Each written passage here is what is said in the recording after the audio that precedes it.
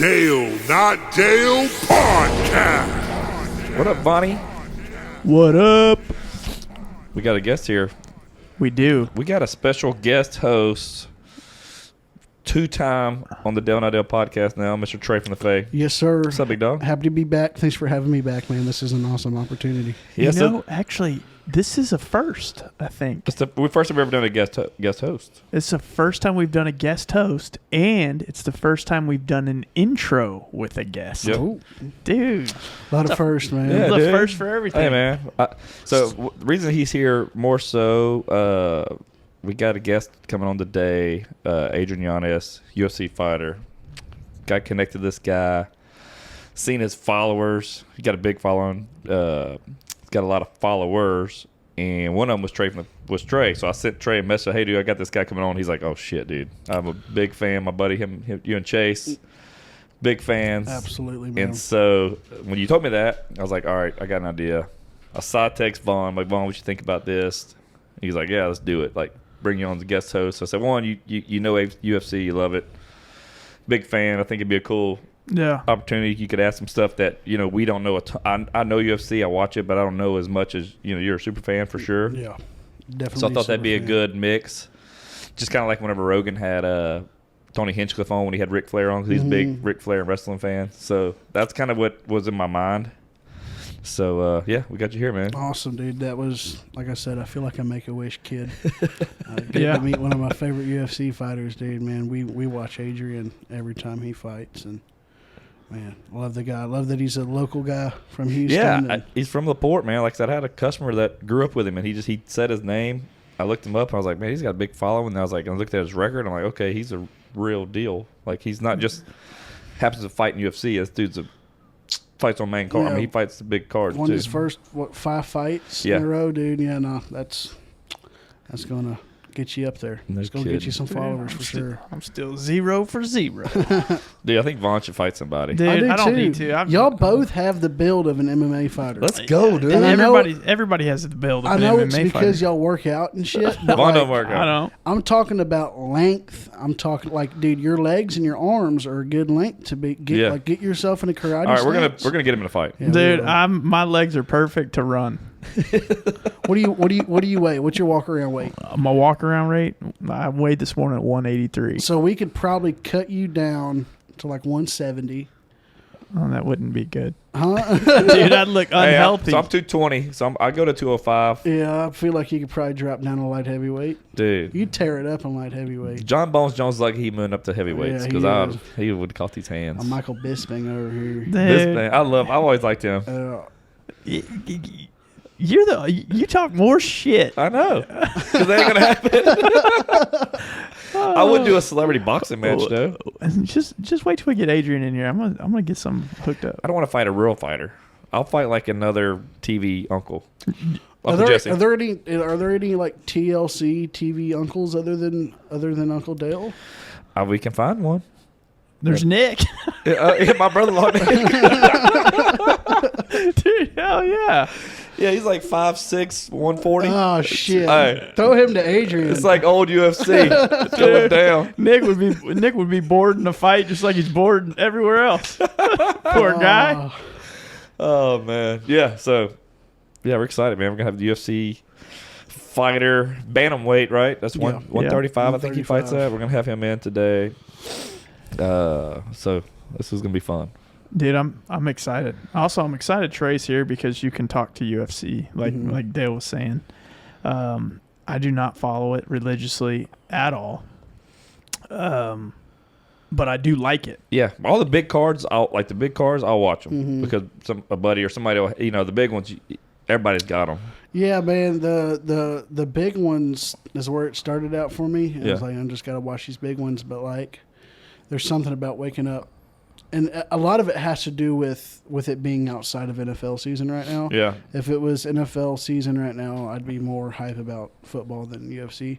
So definitely the off season is occupied by UFC for me. Yeah. And so I'll wake up Saturday knowing that even if a prelim fight is coming on at 5 o'clock in the afternoon, I'm just pumped. And so that's why I start watching prelim fights and I start watching these, UFC Apex fights where there's no crowd, is because like last night there was one, and it was a very, very sleeper card. Like nobody, everybody that fought on that card, I didn't even know personally, but I watched that whole card. Good fights. And I watched a lot of good fights. And I'm like, I remember these names of these people who put on these performances. Because now I'm going to see them in the prelims of a big card. Yeah. Well, now that I'm a black belt jiu-jitsu practitioner myself. Okay, you're not a black belt. I got my first stripe. You're a white belt with a black stripe. I mean, white belt with black. I'm a white belt, one stripe. So now that I'm on my road to be a black belt, by the time I'm 50, I'll be ready for the UFC. Yeah. And then you're going to have a wonderful career after that. Do you really foresee yourself going to a black belt? I'm going to do it. I mean, I'm not saying you won't. I'm just saying, is that in the cards for you? Is that what you want to do? I don't know if I think so. Dude, you got 10 years left of rolling with dudes. I'm down. Dude, that is so like. You want to do it right now? No, I don't. There's levels to this game. I know. Dude. There's levels to that game. And yeah, black belt is definitely a level. No, I got into it because it's fun. It's a good training. And then it is like kind of addicting. It's just a good new mentally and physically challenging thing. And, I don't know where that would lead. I mean, if I fight in UFC one day, I might. I never know. I'm not going to say I'm not. What if they have like a seniors division? Making his UFC debut. At 54 years old. 54 years old. No. Will you be in my corner? Yeah. All right. That'll be fun. Yeah. Don't fucking let me in your corner, bro. I watch UFC, but I ain't stepped foot on a mat. I don't know nothing about. You throw the towel in when somebody hits me. All you got to do is just yell. I'm a video game coach, bro. I'm the ones that's playing UFC for me. Oh, you got to press B. You got to press B. Dude, just tell me what to do. So just know B is like an overhand, right? All you got to do is just yell like, hey, just win. Yeah. Just beat him up. This. Just say, just yell, let's go. Have you tried hitting him? Yeah, no. He's too fast. Yeah. Magnus got his shirt off again. Yeah, he does. But hey, real quick before we bring Adrian in here, let's talk about our sponsor, Good Ranchers. I love that Good Rancher sponsors us. You gave Trey from last time he came in some of their bacon. Yep, y'all gave me some bacon.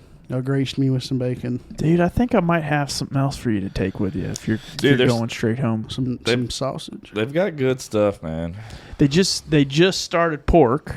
Yep, the pork prime box is out now. But man, I got all that chicken I got. Mm-hmm. It's good stuff. I cooked some ribeyes last night. They were delish. We have the chicken cooking right now. Have you seen that they have chicken now that's lab grown from a petri dish? The FDA just approved it. I don't like to read that kind of shit, man. Isn't that crazy? Yeah, no, I'm good, dude. We're all terminal. I want real chicken. I don't want no petri dish. Does Good Ranchers provide real chicken? Yeah, oh yeah. Okay. From America. Yes. America. So I thought Good Ranchers was just like beef. So it's nice to know. No, they have beef. They have seafood. They're about to revamp their seafood, I heard, but they have beef, the chicken, and then they just started the pork stuff. So, but yeah, man, their stuff's great, man. We'll Good Ranchers. We'll get you some more, man. They've been a good sponsor for us. They take care of us. They do a lot for us, actually. Yeah, they do. We're grateful. Probably too much. Probably too much. But we're entertaining as hell, so they keep us around. They love us. So that's awesome. They're like, y'all's numbers suck, but we like y'all. Yeah, so numbers, schmumbers. I got that, man. Yeah, no, it's been fun, man. So, other than that, the podcast's been going good, man. But it's cool to have you back on. Yeah, thought this was a cool idea. So glad we could bring you on, help. Especially if you're a fan, it makes it even cooler. Hey, you know what? We just got monetized on YouTube. Yeah, we did. Yeah. What's that? Dude, that means we get paid. Okay. Sweet. You have to have a certain amount of hours of viewers, like videos watched, and have a certain amount of followers, and we just eclipsed both of those, and now we're... Man, I tried to chase some paper through TikTok when I blew up on there. Yeah. And I don't know, man. I don't know. TikTok don't pay a lot, though. No, they don't pay a lot, and I don't really trust giving any of my information to TikTok anyway. Yeah. Like, I don't want to become verified on TikTok because, like, they have to, like, scan your ID. Yeah. And, like, no. What do you worry about? Just stuff and things. I'd love to talk about this. Just stuff and things. Yeah. And certain people certain countries who run the website, and just what could potentially happen in the future with that country and ours, and There's a lot. Man, dude, I love it. there's a lot. I don't like getting political on. We're gonna bring you on another episode because cancel culture and like, man, I try not to talk about that kind of stuff. It's best not to. Yeah. It really is. I have my faith and I have my beliefs, but I try not to speak on them vocally. So, what do you think about God? No, I'm kidding. So real quick before we kick to the music and bring Adrian out, what's new in your world, man? Anything? What's the latest in Man, Trey so some big stuff. I got in contact with an agency out of Nashville. Okay. 615 agency, and so they're really just trying to help people who were on television that got a big following from that. Mm-hmm. But after the TV show went off air, then like, yes, you're in the weird spot right now. Yeah, I feel like I'm a dud right now, you know. So I'm booking shows still, and you know, I still get noticed everywhere I go. But it's like I'm at a point right now where I feel like I'm going to be stuck at this point for the rest of my life, and that's not what I want. I want to sell out arenas. I want to, you know, so this talent agency out of Nashville is hopefully going to kind of help me get there. So the goal right now is to get to Nashville. We're actually, I hate doing this, man, but in today's world, you just kind of have to, just because everything's so damn expensive. We're going to open up a fundraiser type thing for me. Okay. We're going to try to raise like $5,000. And that's hopefully going to be enough money for me to go out to Nashville for a week, for me and Grace. So that's going to be like plane tickets and a hotel. And while I'm in Nashville, we're going to meet with this 615 guy, and a bunch of my buddies I met on Idol who have also signed with 615.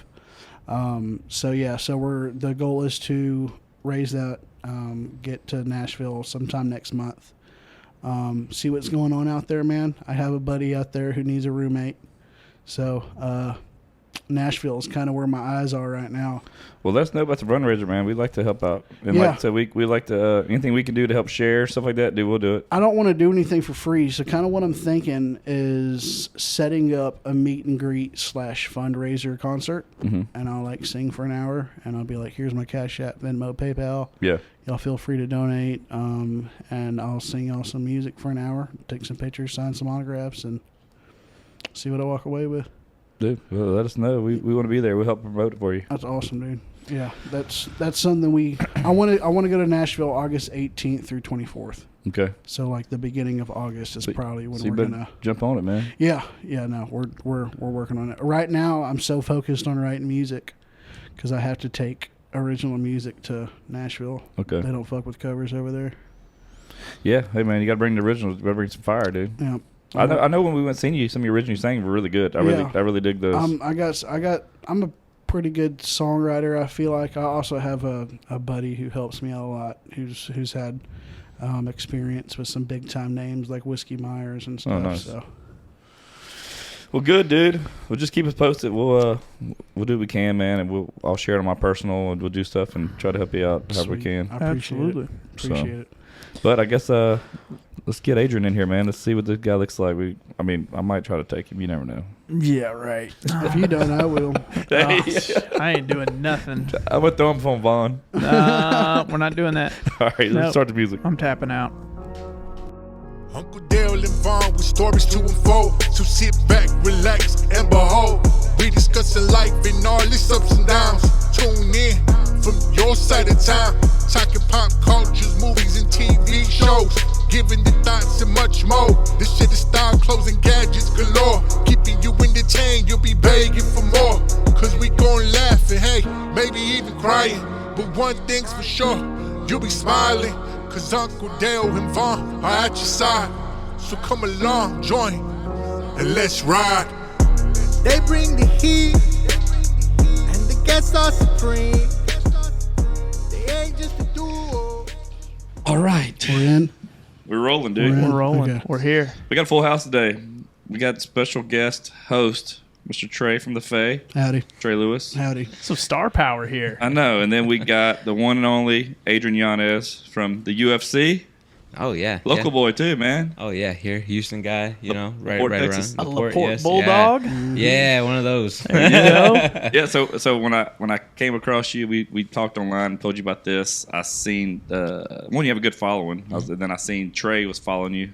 I was like, I sent it to him. He's like, oh shit, man! Like, he's like, big fan. His buddies, they watch all your fights. So I was like, man, I figured we'd have him in here. One, he's a big UFC guy, fan of yours. It'd be cool to Oh yeah, chop it up, man. I'm just excited to be here. Yeah, he's a good hype man for you, man. Oh yeah, no, he was about to go on a tangent right before. Right before Yeah, he was like, no, let's record. Yeah, let's hear it. But yeah, no, I was saying I think you're one of the best boxers in the UFC right now. You know this more than anybody, but that division you're in is insane. Oh, it's yeah. probably the most difficult, most stacked division in the world, dude. Oh That's yeah. the bantamweight. Yes. Yes. I mean, everybody in the top 15. Like you're honored to be in the top 15, man, because everybody in there is just stacked. Oh yeah, But, it's fucking crazy. Who's hold the belt right now for Bantam?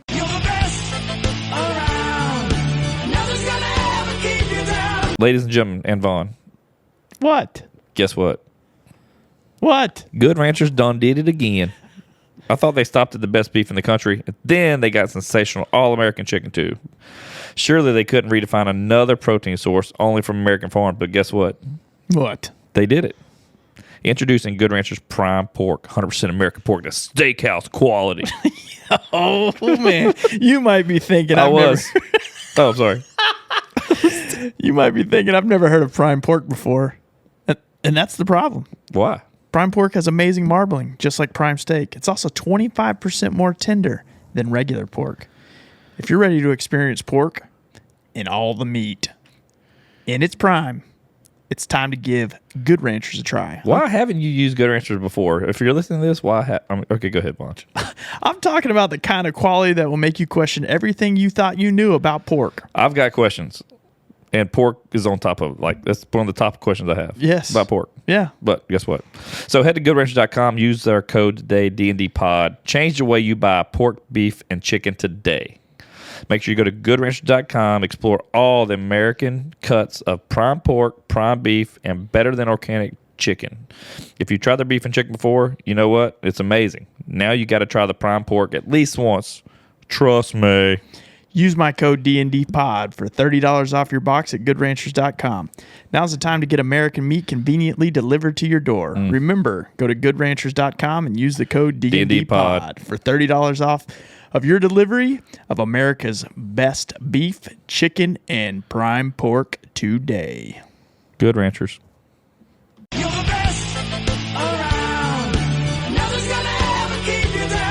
Aljamain Sterling. Okay. Aljo. Yeah. Not for long, baby. But yeah, no, man, I'm excited to watch you fight, and every fight I've watched you in, you've just blown me away. That was it Randy Costa? Is that who you fought? Oh yeah, This is my favorite fight. This is my favorite performance, man, because you just came back in that second round. Yeah, And, man, that's a dog. He got that H-Town dog in him. That dog in him. Yeah. I love it. I don't even have to say anything, Trey. Nah, this y'all show, man. I'm a guest host. No, dude. No. We got you part of this for a reason, man. We're your support team today. Yeah, so early on, so I looked up your background. So you started as a boxer. I guess you said your dad was a boxer or a Gold Glove boxer. Yeah, so actually, like I didn't really even start off boxing. I would do it like almost like every other weekend whenever he would have a chance to be off of work. You know, so like my dad was like one of those guys who'd be working 12-hour days, like 6 days of the week. So every single time come home be exhausted and shit. So I really didn't get to pick it up as much as I wanted to, but my first actual martial art was jiu-jitsu. Okay. So yeah, so I started off with jiu-jitsu, only did that for 3 straight years. Then I found another gym where I started learning most of my striking. But I had already had one amateur fight by the time I got there. Wow. What age was that? 18. That was your first amateur fight? No, 7. My first amateur fight was 17. Had my switch gyms. Then I had another amateur fight at 18. So, yeah, it was weird because I like fighting at 17. I didn't know how to really throw a punch. Like I knew a couple, I knew how to to maybe throw an overhand and maybe throw a jab, but I really didn't know how to do shit.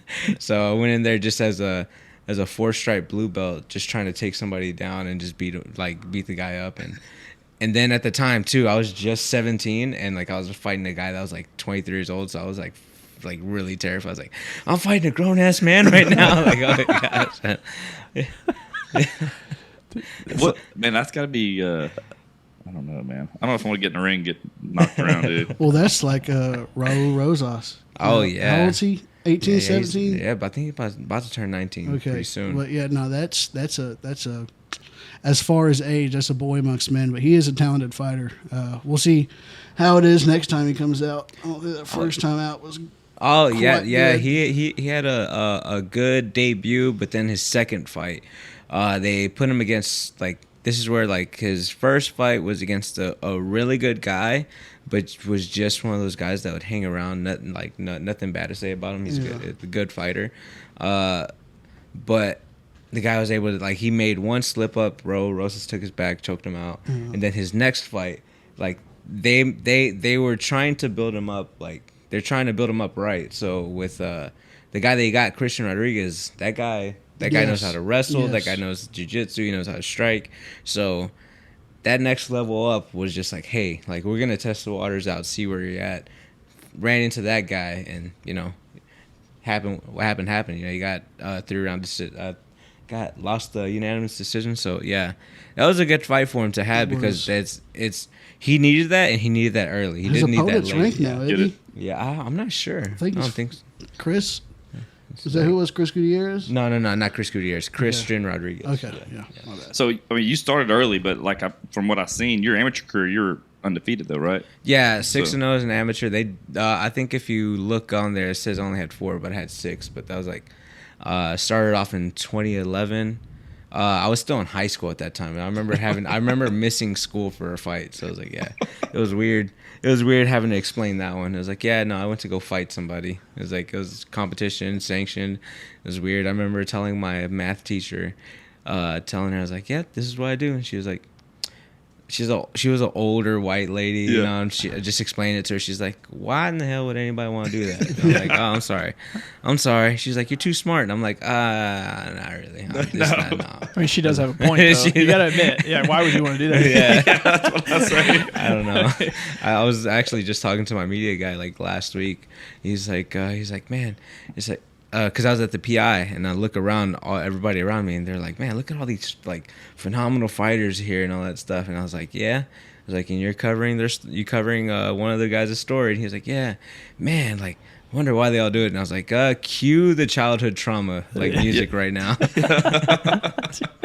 We need Uncle Jesse to come in. Yeah. What age did you know you wanted to be a fighter, man?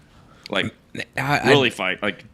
I didn't know I really wanted to fight until I actually started training. I did my first kickboxing session because this is how it went. I went to that gym for kickboxing. By the time I had signed up, they took kickboxing away. So it was about 2 or 3 months later, and then I was doing cardio kickboxing, and then I jumped into jiu-jitsu. And then after that, once I had my first actual jiu-jitsu tournament, I was I want to do this, but with punches. Mm-hmm. And then after that, it just turned into a snowball effect, and yeah, it just kept rolling. I was I really want to do this, but no, I've always loved watching fights. I've always back in the day, I'd be on YouTube, be Kimbo Slice or watch Kimbo Slice bum fights. That one's way it's bum way fights is awesome. back Bum fights is then, great. yeah. And all the time watching. We were in high school now. Yeah, I was, yeah. We're a lot older than you guys. Jump off the roof Yeah. into a trash can. So I would always see that, and I'd be God, that's the bum fights part. That was just because of just pure enjoyment. But at the same time, watching the sport of boxing and all that stuff, that was always one of those things that that. You would always see those big guys in the NFL and all that stuff. So I already knew I was never gonna be the NFL guy or a baseball guy. Jose Altuve proving me wrong right now, but I just knew I was never the biggest guy. So I was you know what, boxing. I would see Manny Pacquiao, Oscar De La Hoya, Floyd Mayweather, Juan Manuel Marquez, seeing them. And man, like them going at it, having wars with all these guys, and like, man, I thought that was the coolest thing in the world. And also too, it was like a bonding moment for me and my dad, because like every single time he would have family over, watch fights, like every time that there was fights going on, it was cued with a great experience attached to it. Yeah. So like it just made me fall in love with it in that way. And then later on in life, whenever I'm like the one fighting, like, and I see the support behind, I bet. it cues those exact same feelings. I feel like the same way with like watching fights. I feel the most part is just it's a good excuse to get people together, drink a couple beers, hang out, and just watch people beat the shit out of each other. It's fun, dude. That's love. Yeah. And I do it every time there's a card. I do it. If it's just myself or if there's friends coming over, I love watching combat sports, man. It's such a They're fun. such a fun guy. I am that big guy that says, "Oh, I could have beat him. I could have done that." He's like, he's 135. I can take him. But dude, no, he was saying, man, these little guys are tearing it up right now. 125 and 135 Oh yeah. is an insane, What's dude. 125? That's flyweight. That's flyweight. Yes. Man, that's light. They tearing it up, dude. You don't know who's gonna hold the belt right now, dude. I mean, It's absolutely crazy. It's nuts. The guy that holds the bantamweight belt, Aljamain Sterling, man, he's good. He doesn't get the credit he deserves just because of like he took a knee against he took an illegal knee. My bad, sorry. He took it against Peter Yan, and people thought he was acting, but like that knee like hit the side of the temple, and that really like didn't really at the time in the moment looking at him, it doesn't look like he's like. He looks like he's good, but like when he went to go check, they're like, "Yeah, no, it's a good thing they stopped it because it was about to get bad." Oh. But yeah, he doesn't get the credit he deserves, and then also unfortunate luck of like the opponents that he had, like Peter Dillashaw, with him and his dislocating his shoulder. Even though I feel like the same thing would have happened anyways, but yeah, no, he's super tough, super cool guy. But yeah, and then also in the flyweight division now you got Pantoja, who just took the belt from Moreno, and man, that was a hell of a fight, man. If y'all don't like, run that back. Yeah, I want to see that again. Like I would 100% see that again. But then also like if I want to see that run that back, then another guy who deserves the shot, Brandon Royval. If y'all watch that guy's an absolute monster. If you love like rock 'em sock 'em type of fights, he's that guy. Oh yeah. Go watch his highlights. Bangs. Stands and bangs. He doesn't care if he gets rocked. A lot of flyweights are like that. Oh, right yeah. now, dude. Pantoja was like that a little bit, man. Yeah, I love that, man. And then he'll backpack you for 3 rounds and take it. He'll take it. They won't just punch each other and be like, "All right, cool, you're gonna fall." No, they're like, "No, I'm gonna make you fall. Like I'm gonna get you tired. I don't care. I love it." What do you walk around at? Man, so out of camp, depending like how far in between a fight I'll get, but these last couple like before Miami and right now, like I've been like in between 60 to like maybe 67. On a terrible day, 67, but on a good day, 60. You know, just depends. It's a pretty good little cut though. It is, man. These last couple, like whenever I fought in Austin, that one, they have like slowly but surely gotten worse. Like the Davy Grant fight, I almost passed out like after that cut. The one in Austin, that Tony Kelly fight, that one got pretty bad. I was like pulling it, like I had got word that he was going to miss weight, and I was like, you know what, maybe I can just be like, nah, catch weight. But a part of me was like, no, I want his 20-30%. So I was like, so I ended up jumping in and cutting the rest of the weight. And yeah, that one sucked really bad. I remember like jumping on the scale and being like, I was like, I thought I was done. And it said 36.4. And I was just like, I just looked at myself and I just said, fuck it, I'm missing weight. I said, fuck it. I looked at my training partner, I was like, I'm fucking done, I swear. And then they're like, hey, bro, just take a chill pill, relax. You're going to be good by the time you weigh in. And I was like, fuck it, all right. And then at the time, I was just like, all right, cool. Like, I didn't realize that I had, like, the underwears that I used to jump into the pool, like the Epsom salt bath was still on. So I was like, took it off. I was like, all right. Fuck it. If I had to weigh in naked, I'm weighing in naked. I don't give a shit. So, But yeah, I made weight. made weight that time. This last one was pretty bad. So I've always wanted to know what the process of cutting. To me, I mean, of course, I'm never going to fight. I don't have time. But the process of cutting. So a little backstory is I got into wrestling in college because I went to school here at Clear Creek High School. And then I went to school at Oklahoma State University. Okay. And in wrestling, I thought wrestling was the coolest thing in the world. I mean, not for me, but for them. And there was the cutting weight. So what does cutting weight look like in the UFC? Like what's the process? Is everybody the same? Everybody treats their cuts differently. Like I have a training partner who will tell me he's getting fat and weigh 152 and like will not have like a single like extra pound. This guy has like his probably like maybe 2% body fat on him right now, and I'm just looking at him like, how are you saying you're fat? Like I don't get it. Like me, I'm Mexican, I love food, so like I know when I get fat it's fluffy, extra carbs. I look at you and I'm just like, bro, you just sodium packed, that's all you are. Then he cuts, like he just like does a session. He's like, oh yeah, you were right. Like, yeah, shut the fuck up, bro. Shut the fuck up. No, like some people it's literally 3 days. Some people it's 8 weeks. Some people it's 12 weeks. Some people it's 2. Like it varies between person to person. Like for me, I have a process where like, all right, cool. So if I have 8 weeks away from a fight, I start eating healthy, start doing the things I need to do to like make sure I start having like my training practices are like I'm performing good during my training, but also still dropping the unnecessary weight that I had like beforehand. So trying to get from like 65 to like 57, and then after that I kind of try to maintain that until like maybe 2-3 weeks out.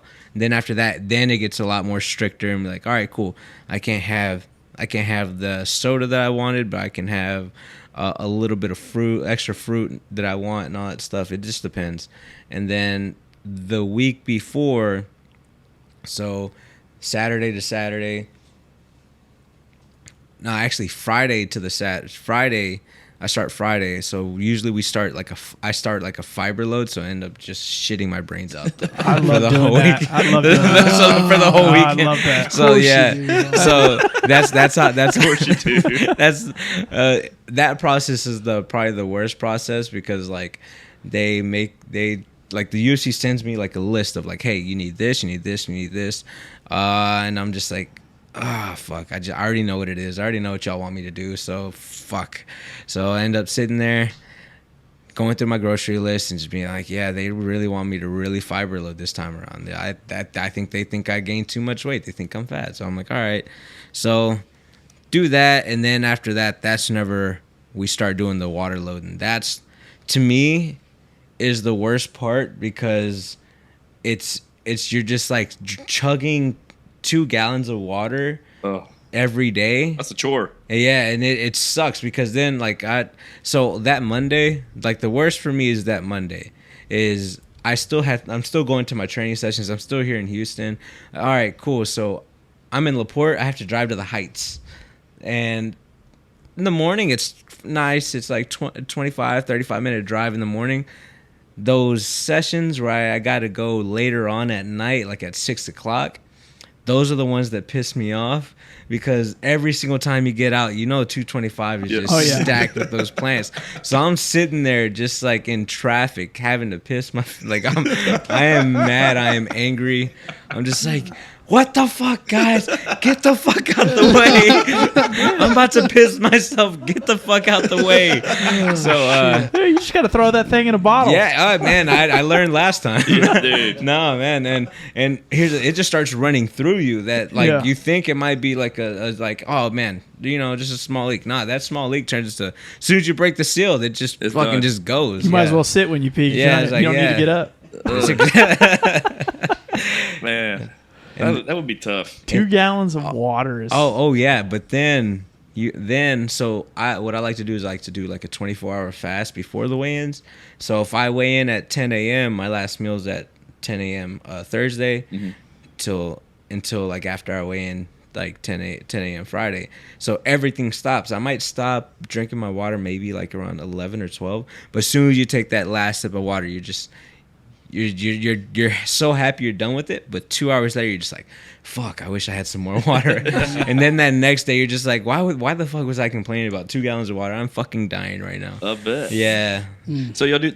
So they have the weigh-ins that you see like on TV. That's just for show, right? That now has turned into a show. That used to be the actual weigh-ins at that time, which I thought was pretty cool at that time. But like once this was before I started fighting, and then this was before like the Texas Commission was like, because I had predominantly only fought in Texas beforehand, so I was fighting locally and all that stuff. So a lot of times they would say like 3 o'clock, but the commission would barely be showing up at 5. So 5 p.m. that's when we would be weighing. So I thought that was normal. And then later on, when everything started changing, UFC started doing like early morning cuts and all that stuff, and started doing the show for later. I was like, they're not really stepping in on it, but now like I'm a part of it, and I get to step in early and then do that little face off. You know, it's pretty cool. I love it. You know. You ever get mad on those face offs and try to fight somebody? I think the only time that I had really gotten pissed off was the UFC San Antonio. No, UFC Austin. Whenever I fought Tony Kelly, that's the only time I had like. That was a bad blood. That one, though. Anyway. Yeah, that one. I remember when that fight ended, dude. You were. Yeah. That one was legitimately like bad blood. And honestly, I really didn't do too much. He was just him japping his mouth, and I'm just like, it was more one sided. I know that he would just run his mouth towards you. Yeah, because I'm like he's still so mad, so salty about it. But like, it's like I love the meme where he's playing the fucking guitar. Yeah, he tried to do a version of me on it, and I'm just like, it doesn't even fit. Like it doesn't fit. And then I just reposted him on Twitter, and like Twitter was just started fucking just Twitter did what Twitter does, you know, and just had him have it. You know, he started blocking so many people. Like it's like I won this. He blocked me. He can't take it. He can dish it out, but he can't take it. I'm like, yeah, fuck the guy. You know. Actually, he's here. We're about to bring him in. Come on out. Yeah. I was like, it seems right. There's a lot of white people here. The ambush. That's hilarious. You're gonna get me, Dale, and Vaughn on commentary. Absolutely. I'm not hitting anybody. We've got a first aid kit in the house. My wife will clean everybody up. No, I'm with you. Fuck that guy. It was weird how that all even started. Like he supposedly said something in a corner, something about Brazilians fighting dirty and all that stuff, and like Twitter took it and ran with it. I wasn't even watching the fights at that moment, and I just started getting tagged left and right, and then Gilbert Burns was like, "Hey, whoever this guy fights next." I'm about to say UFC was like ever pumping you up to beat him, huh? Yeah, so like everybody was like, "Hey, no, Yanez got some," and I did have him, so I was like, yeah, dude. But he started like I think he only did one interview because nobody else really wanted to interview him. Like he didn't even do like the UFC media like interviews and all that stuff. Yeah, so they're just like, nah, we're done with him. So you haven't talked to him since? Oh, he DMs me every once in a while, just talking shit. Really? He DM'd me this last time after I fought, and like I think after the last time he stayed in my DMs. I would say for about a month or so or some shit like that. But it was like, we're just talking shit to each other back and forth and all that, you know. He got mad that I put him on. Oh, I saw him at UFC San Antonio too. So Don Cerrone, like we got in each other's faces at UFC San Antonio, but Don Cerrone broke us up. It's like literally we don't like each other. It's like Cerrone seems like a cool dude. Huh? He's super cool. Yeah, he's super cool, man. He seems like a cool cat. Yeah, as soon as we walked into the bus, it's like, you know what? Fuck that guy. I was like, you know what? I was like, hey, you took the words right out my mouth, cowboy. He's got the respect. He can say whatever he wants too. Oh, you know? yeah, man. As soon as I saw him, I was like, "Si, senor." All right. I was like, yes. It's all like, yeah, I got you. But also, he made a lot of good points walking to the bus. He's like, "Hey, man, you're right in front." Like, all right, I understand. Has that been your most favorite win, the Austin? Was that? I wouldn't say that was my most favorite win. Probably my most favorite win is probably my debut. That's my most favorite win, just because I felt like that one was like. Was that one that was real quick? That was the head kick. Yeah, the head kick. Yeah, Yeah. That was That a one- crazy head kick. Dude. Yeah. I watched it earlier. I'm like, oh my god, dude, that's gotta. Does it feel like butter when you kick him in the head? It hurt my toe. Yeah, my toe, because I was aiming to hit him with the shin, but he ended up like, it looked like he grabbed the fence to jolt off and run the other way. So it made me like where I would have landed with my shin, it made me just land with my foot. Oh, Yeah, so that whole entire weekend, I'm just limping around, just like, it's like, man, you didn't do anything. You beat him up. You won. I'm just like, yeah, but my fucking toe caught his chin. I was like it hurts. I stubbed my toe on his fucking face. I was like, damn, that was worse than actually like stubbing my toe on the side of the like little on the side of the door. Yeah, it hurt. Did you? It didn't break it? No, surprisingly, no. I swung that leg as hard as I can, man. So it didn't break, but even my manager was like, "You're limping around a little bit too much, man. Let's go get that checked out." Never got it checked out. So you're a black belt jiu-jitsu, right? Yes. So they said in all your knockout, all your wins in UFC, I've read, were all KO or TKOs, right? Oh yeah. Except for the Davy Grant one. That's the only one. Okay. That's the only one. That was a fun fight too. Well, Which, how'd you win that one? That was a split decision. Okay. It should have been unanimous, but that judge Tony Weeks don't know how to judge shit. Yeah. He's actually here. Man,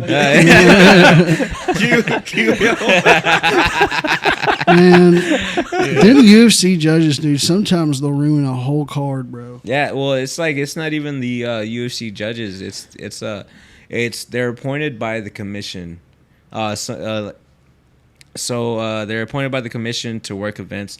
The UFC will request like if they go somewhere else. Like Herb Dean is like, I think he's out of Nevada. So anytime like they ask him, like if they go to New York, they'll personally ask like, hey, can we get like Herb Dean, like higher qualified people to work those UFC events? You know, so that's where they have control over. But the judges and everything else, they don't have any control over that. So it's usually all commissions, and it like I harp on this all the time because like in Texas judges have gotten it wrong so much that now fighters like Brandon Moreno, like he doesn't want to fight in Texas. He doesn't want, like, just the whole like commission department is just, it's not good. It's shit, you know. Like, Why is that, you think? I have no idea. Like, I think there should be like something added. Something like you need, like, I feel like there needs to be another incentive to be like, hey, like we need to see your scorecards. Why'd you score it this way? Why did you like a close fight? Okay, let's just say it literally could have gone either way. Explain to me why you picked this person over this person. And then in fights that is a bad, like is a terrible example, you had like a guy who did all the damage, and then a guy who just wrestled, put him on the fence for like, let's just say, you know, just didn't do no damage, didn't do anything to him, just put him down, changed levels, was able to get like, let's just say 10 takedowns, just for example, 10 takedowns, had some control time, but the other guy, every time the guy got up, did the most damage, rocked him, you know, but the judges gave it to the other guy. I feel a way about those type of situations because I feel like 9 out of 10 times the judges get it wrong, because whenever they look at the scoring criteria, the change, like the takedowns and everything, don't equate to shit. Like they're not supposed to. Like it goes in tier list. It goes off of damage, then it goes to the next criteria, then it goes to the next criteria, then it goes to the next. You know, before they be like, all right, cool, this person got it. Like this is the 10-10. This is the 10-10 round. You know, before they go to all of that. But Texas, for some reason, just even in boxing, they don't get it right. Like they just, like, I think they just had like scorecards, terrible scorecards not too long ago in a recent boxing fight where everybody was just calling it a weird decision, even though the right person won. They were just like, this 99 to like 91 scorecard was bullshit, you know. Just, yeah, it's just all over the place, man. Like I love certain people in the commission. Like they got my respect. I love those guys. Like Ramsey's one of those guys. He's just one of those guys that I continue, every time I see him, it's always hi, it's always what's up. Like people I see like almost every other weekend that I'm able to like talk to, like those guys, they're not a part of the judges, but they are a part of like, hey, like whenever you're wrapping your hands and all that stuff. So I see those guys all the time. Great people. It's just the scoring and the actual like reffing of fights. You know, like I think in March, a couple guys. There was a couple guys on a regional show that a guy got choked unconscious, and it was just the guy was holding it. He was choked unconscious, and also the guy had an arm bar. So it was a triangle arm bar. So he got put to sleep and also got his arm broke. But he stayed in that position for like way too long. They sent him straight to the hospital. The ref was just looking at him the whole entire time. Like it looked like 15, 20 seconds the guy was out, and he's just looking at him like, bro, that's not good. And then my own personal experience, I was cornering a guy in Texas City, and it was like the stop. Like I'm yelling at the ref to stop it. He's not doing shit, and the guy's just getting beat down, and I'm just like stop it. Like there's no fight left. Like it was so bad that the DJ thought that the fight was over. The officials outside the cage thought that the fight was over.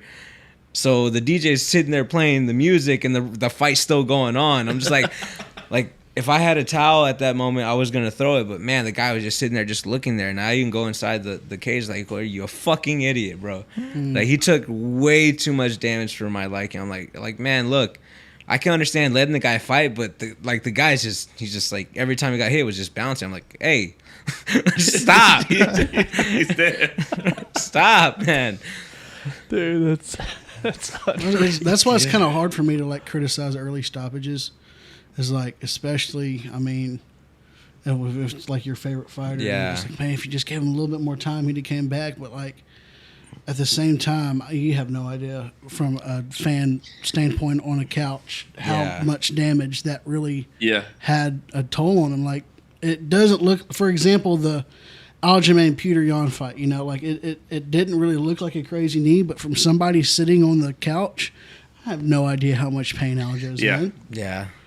It's definitely one of those weird ones because, like, me as a fighter looking in, like, guy who's in the cage, but also, like, who also coaches guys and also is, like, I started off as a fan, so at the same time, like, I look at it, I'm like, I go through all three. I go through the fan. Nah, he could have fucking got up. He can do it. And then the coach me is like, you know what? I'm glad that they stopped it. Like it didn't look like it was in a good position. He may or may not have been able to work out of it. And then the fighter part of me is like, nah, man, he's good. He's good to go. Like, let me die in there and all that stuff, you know? So it's like I go through like three phases, but at the same time, like everybody's always different too, because there's some people who feel like they can keep on going, but they can't. Their legs don't work. You're just like, hey, A lot of adrenaline, I can imagine. you can see that like Shane Burgos versus Edson Barbosa. That is the craziest fucking knockout I've ever watched live. That was dude. wild.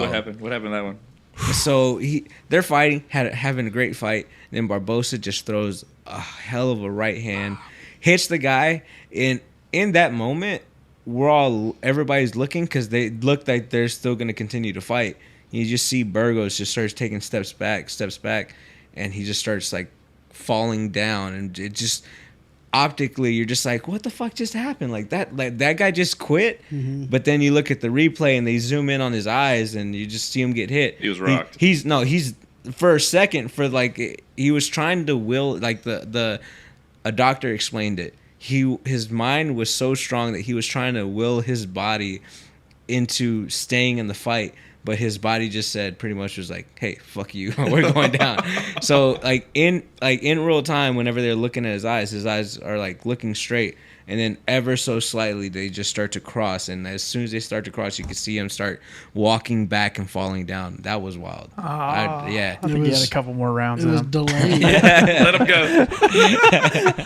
That's what was freaky. Yeah. It was like, ooh, that was nice. Now what? And then all of a sudden he just starts falling back. That was wild. That was here in Houston too. Oh, really? That was here in Houston. Man, I missed out on Who some was your good favorite cards. fighter growing up? Who'd you? Favorite fighter growing up? So I had a lot. I had like Jose Aldo back in the WEC days, and then my favorite fighter in the UFC at the time was Cain Velasquez. Big dude. Favorite fighter in all sports was Manny Pacquiao. Yeah. Like especially especially coming up because he was ferocious. He didn't care. He just wanted to go after you. Like, I don't know. There was just something about like him being small and ferocious and like throwing heavy shots. And then after, once they interview, be like, yeah, it's okay. You know? He's very soft spoken. Yeah. So like, that's what always like made me be like, huh, that's so fucking cool. I like that. You know. Hey, if UFC was back like in the old days, would you join in with the open classes? You know what? I'd probably do it. Yeah. I'd more than likely would do it. I sparred a heavyweight just last week. So How'd that go? that was fun for me. Like, I'll give it some context. He's an amateur heavyweight. Okay. But he is like about 6'1", 6'2", like 250. So I was like, That's big. but yeah, no, I felt the way because he had punched one of his teammates out, and I just remember being there like, wait, I'm too good. I'm better than that guy. I'm gonna go in there. I'm gonna show him a thing or two. And for the most part, I was. And the next thing you know, like I landed a good shot, sat him down. And I remember just looking over, like, look, see, you don't break. This is the coach part of me being like, you don't break your fucking training partners, bro. Like you need them. You only had one extra guy, and you broke him. Like stop it, stop. He's like, you don't like how that felt, did you? And he's like, oh, he asked me to. I was like, now I got to have a whole different conversation with the guy. Damn it. Fuck. So I'm like, damn it. Dude, Trey will spar with you. Yeah. Dude, he's ready. Dude, he's ready. And dude, I got a solid right. Just dropped every opponent I've come in contact with. There you go. Oh, I don't see it coming. Did y'all see that guy? Chris Curtis was fighting in the gym. This guy was like, I had 200 street fights. I'd never been dropped, never been knocked out or anything like that. And then he goes up there and spars Chris Curtis, and Chris Curtis absolutely just hands him his ass on a platter. And the guy at the end of it was like, it's a cardio issue, bro. I don't have a That's my excuse every time. And Chris Curtis is like, he gets mad, starts throwing off his gloves. He's like, man. He's like, I'm telling you right now, you step on that mat, I'm changing your life. And I was like, I would be pretty terrified if I was the other guy. I'd been like, yeah, I'm out of here. Yeah, I'm out of here. Yeah. Dude, there was this YouTube guy. I don't know why, but I loved following him. I can't remember his name off the top of my head, but he acted like he was some big badass fighter. He'd go into these UFC training camps. Oh gosh. And just he would start running around, like literally jump over the cage and everything else. He was like this. Something was wrong mentally in his head. And I cannot remember the guy's.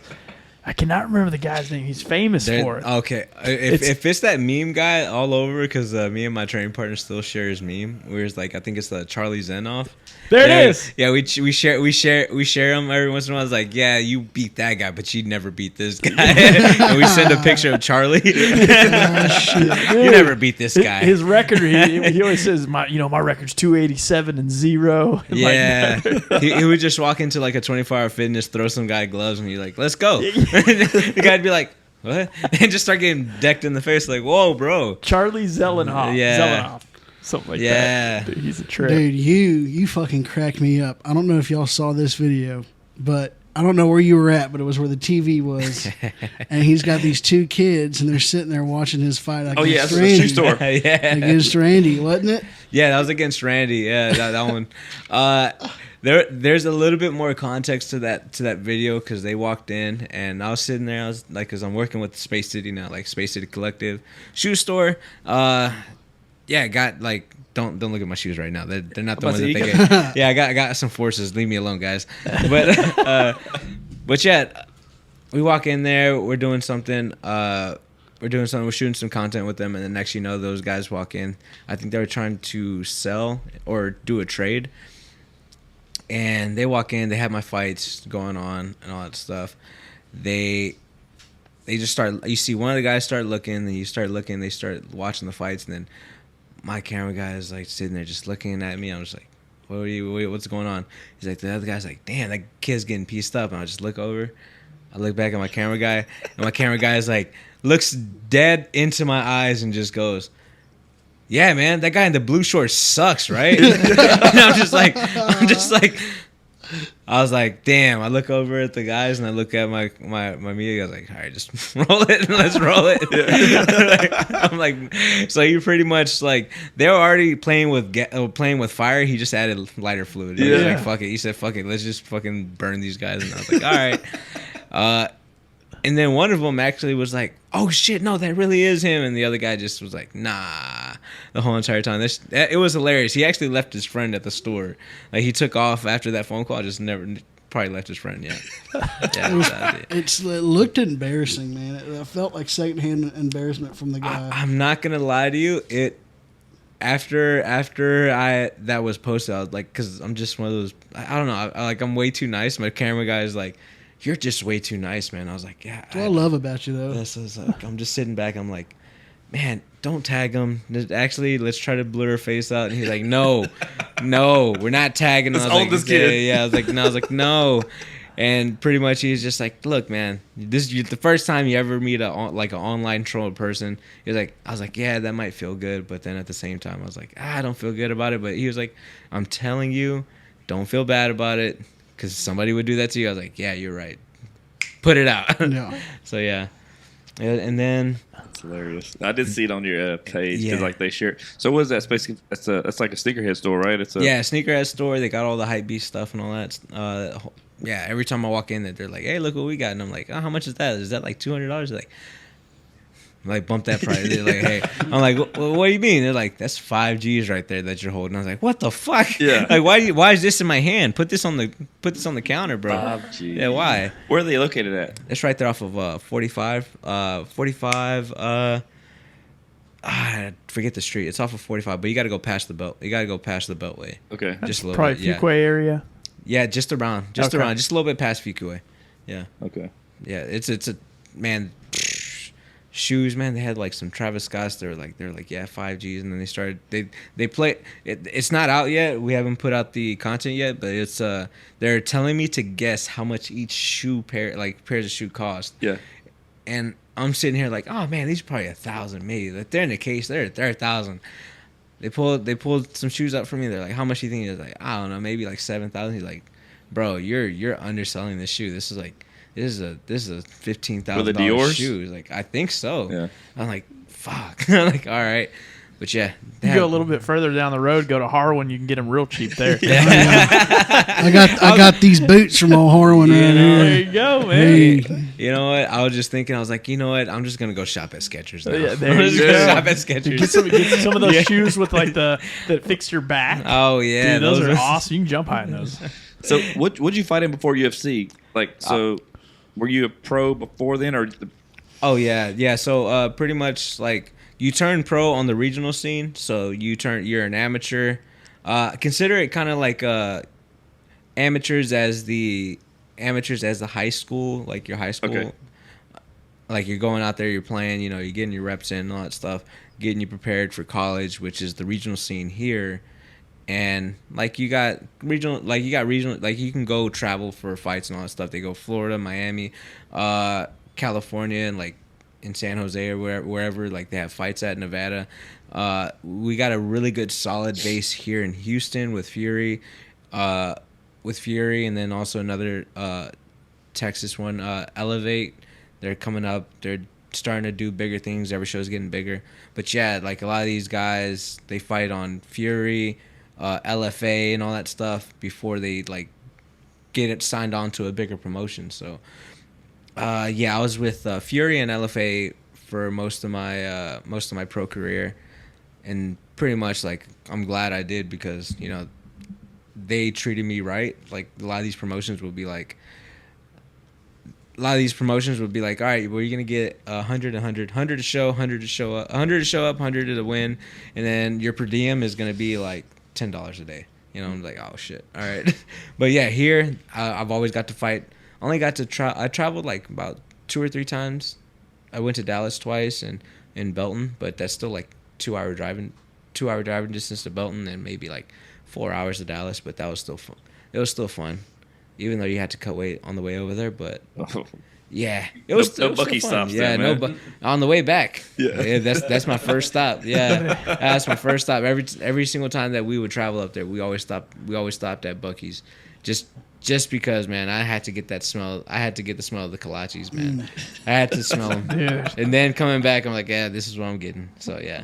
So when you were when you were training to live in the port, what were you doing? Like you had like a normal job while you're still training? Yeah, for the most part, yeah. Like I was, so whenever I was the amateur, I was working in the plants in Baytown. I was working at Exxon, and just pretty much just checking for leaks and all that stuff. And then I ended up like, this was like the coolest part about like the parents that I had. I told my dad, I was like, I really don't want to do this for the rest of my life. Like, I really don't want to like have this bullshit job that I hate. Waking up at 5 a.m. in the morning, going there, and then depending on how the work was, I didn't know my work schedule. I probably wasn't even training, maybe like two times a week. So I was like, I don't want this life. And he's like, yeah, me and your mom were talking about it. We don't think you should either. He's like, you love fighting. Go chase it. And I was like, oh. I thought my talk was going to be a lot longer. I thought I was going to have, like, we're going to have to set expectations, this and that. Next thing you know, turns out they're like, no, like, we see you miserable. You don't like doing this shit. You know, want you to go do something that you want to go do. And I was like, all right. He's like, we'll support you. And then next you know, I'm there for a good while, training.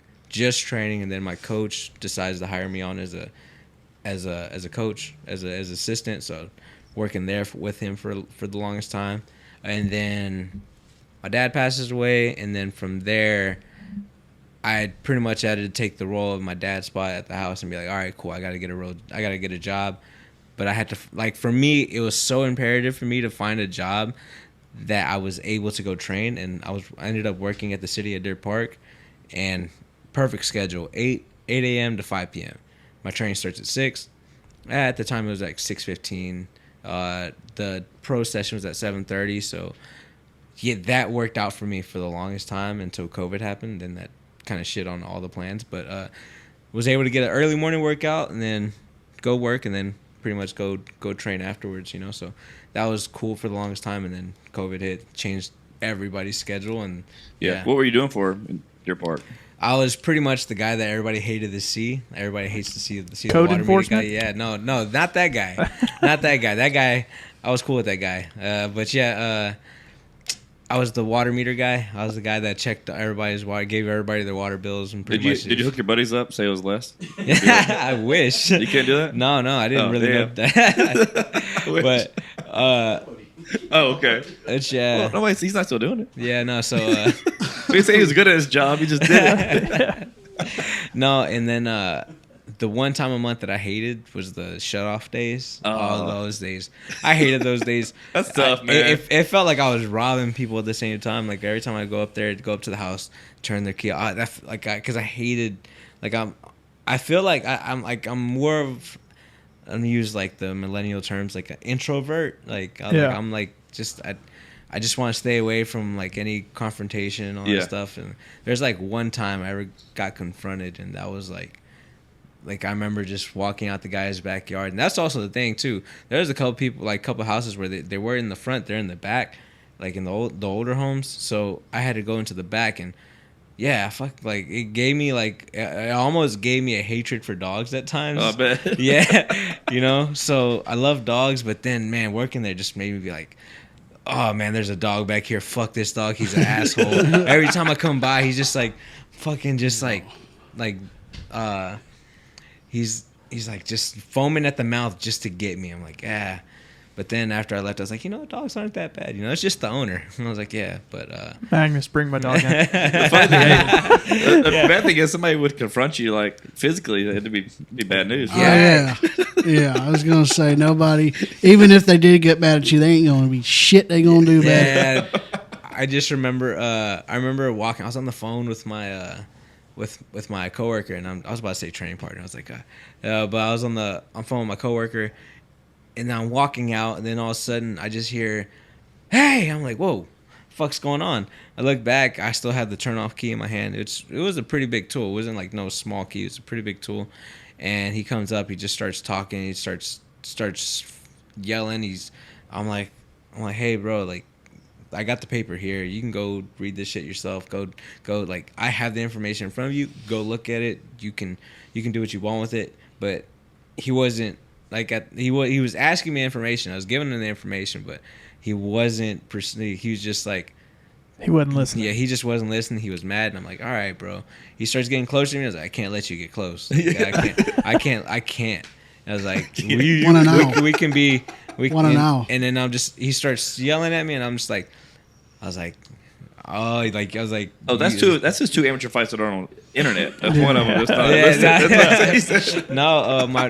And then all I hear my coworker on the phone yelling is just like, don't do it. Don't do it. Don't kill him. I'm just like, I'm hearing that, and I'm just like, all right, cool. I was like, all right, guy, I gave you the information, so I'm leaving out of here. And he was yelling. I can't.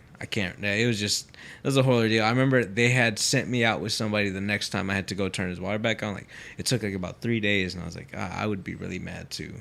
But yeah, it was just a whole ordeal. Did they not know that they can't just go in the backyard and just turn it right back on?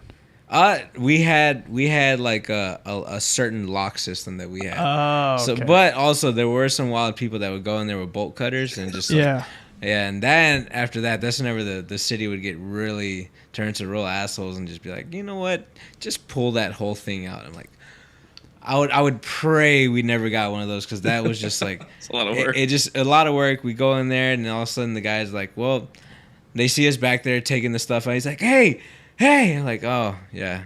He's like, it just wasn't the best. We have free water here. Yeah. It's just nice.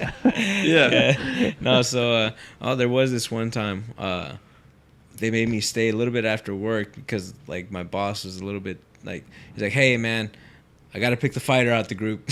I was like, I'm nervous about this one. I was like, all right, what's going on? He's like, cops may or may not show up. I was like, well, fuck, all right, I'm calling my coach, tell him I'm not making it to training tonight. Pretty much the guy had like did this weird like straight pipe. It wasn't even like PVC pipe. Like it just like, I don't know what it was. I had to like, if I could go back and just like try to figure out what it was, but he attached so many tubes to it and like somehow getting free water that he just caused so much of a problem that the city was even being like, you know what, we're just gonna go up, we're just gonna dig underneath the sidewalk and we're gonna pull we're gonna just pull the whole line out just because like we're not dealing with this, you know. Damn. Yeah, it ended up turning to be like, I think there was a lot of drugs in that house and all that stuff, like actual like legitimate house bust too. So yeah, there just wasn't a whole bunch of good things going on in that house. I got busted by water. Yeah, busted by water. Yeah. Couple gallons of water and a few pounds of meth. Yeah. Oh yeah. Trap house. Gets me every time. I'm just like in Deer Park though. That's the part that I was like the whole entire time. I'm just like in Deer Park. Yeah. I Man, can't say like that shit's everywhere. Yeah, it is. Every place got a trap house. Yeah. Every city's got a trap house. And it was in a nice neighborhood too, man. It was like these houses are like, I look at the houses now and they're like $350 to $450 on average in that area. I'm like, it's unsuspecting. That's how they do it. You know what? I can see how they get away with it though. Yeah. Yeah, no. Who's been the coolest person you've met, man, since you've been in the UFC? So you got to meet Rogan? I got to meet Rogan only like for a split second, and I was like, "Oh shit, that's Joe Rogan." Yeah. And he's like, "What's up?" And I'm like, "Hey." And then I got to meet a lot of cool people. I would say, like, I can't really even like say the coolest person because I met a lot of cool people. If I'm gonna keep it local, it would be Kevin Holland. Kevin Holland has been one of the most like genuine person I've met like in the fight game on the Texas scene. Like he actually would reach out to me and everything. I pretty much he saw me at a UFC event, he pulled me in close, he's like, "Hey man, there might be a deal on the table, man. I'm keeping you in mind." I'm like, "Oh shit, thank you, bro. Thank you." And then he called me up later, be like, "Hey, this is what we got." It's like, "Oh, okay, yeah. I won't be able to do this one, man, but let's try to ship it out to somebody else." But yeah, he's always like, he's a solid guy, always like making sure that like whoever he's around, he's kind of bringing up. It might not look like it in the media or anything like that, but he is that guy. He's that guy who's gonna go out, you know, and like have your back 100%. So I really respect that guy.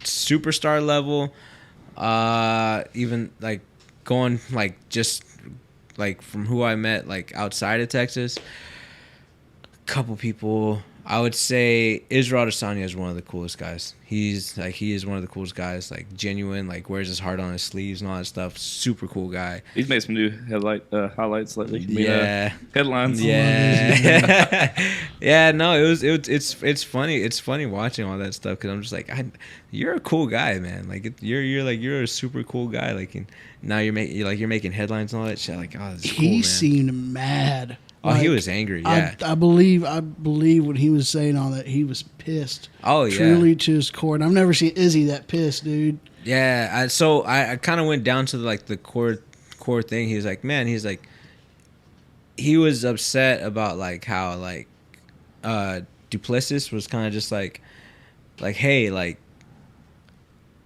I'm like that's where my heritage is from there. Like I'm black, I'm African, you know, I'm that guy. Like, just the situation that they were in, got to move to New Zealand. Like, not every situation, like Francis Ngannou had to get out the situation he was in. I don't know if y'all heard the story. Amazing story. Yeah, he got a crazy story. It's a crazy story. So, like, yeah, and then Kamaru Usman, same thing, story, like, family and all that stuff. And pretty much the way Izzy had felt the whole entire time when Duplessis was saying, I'm the first real African that like champ and want to be the first real African champ, take the belt back home to Africa and all that stuff.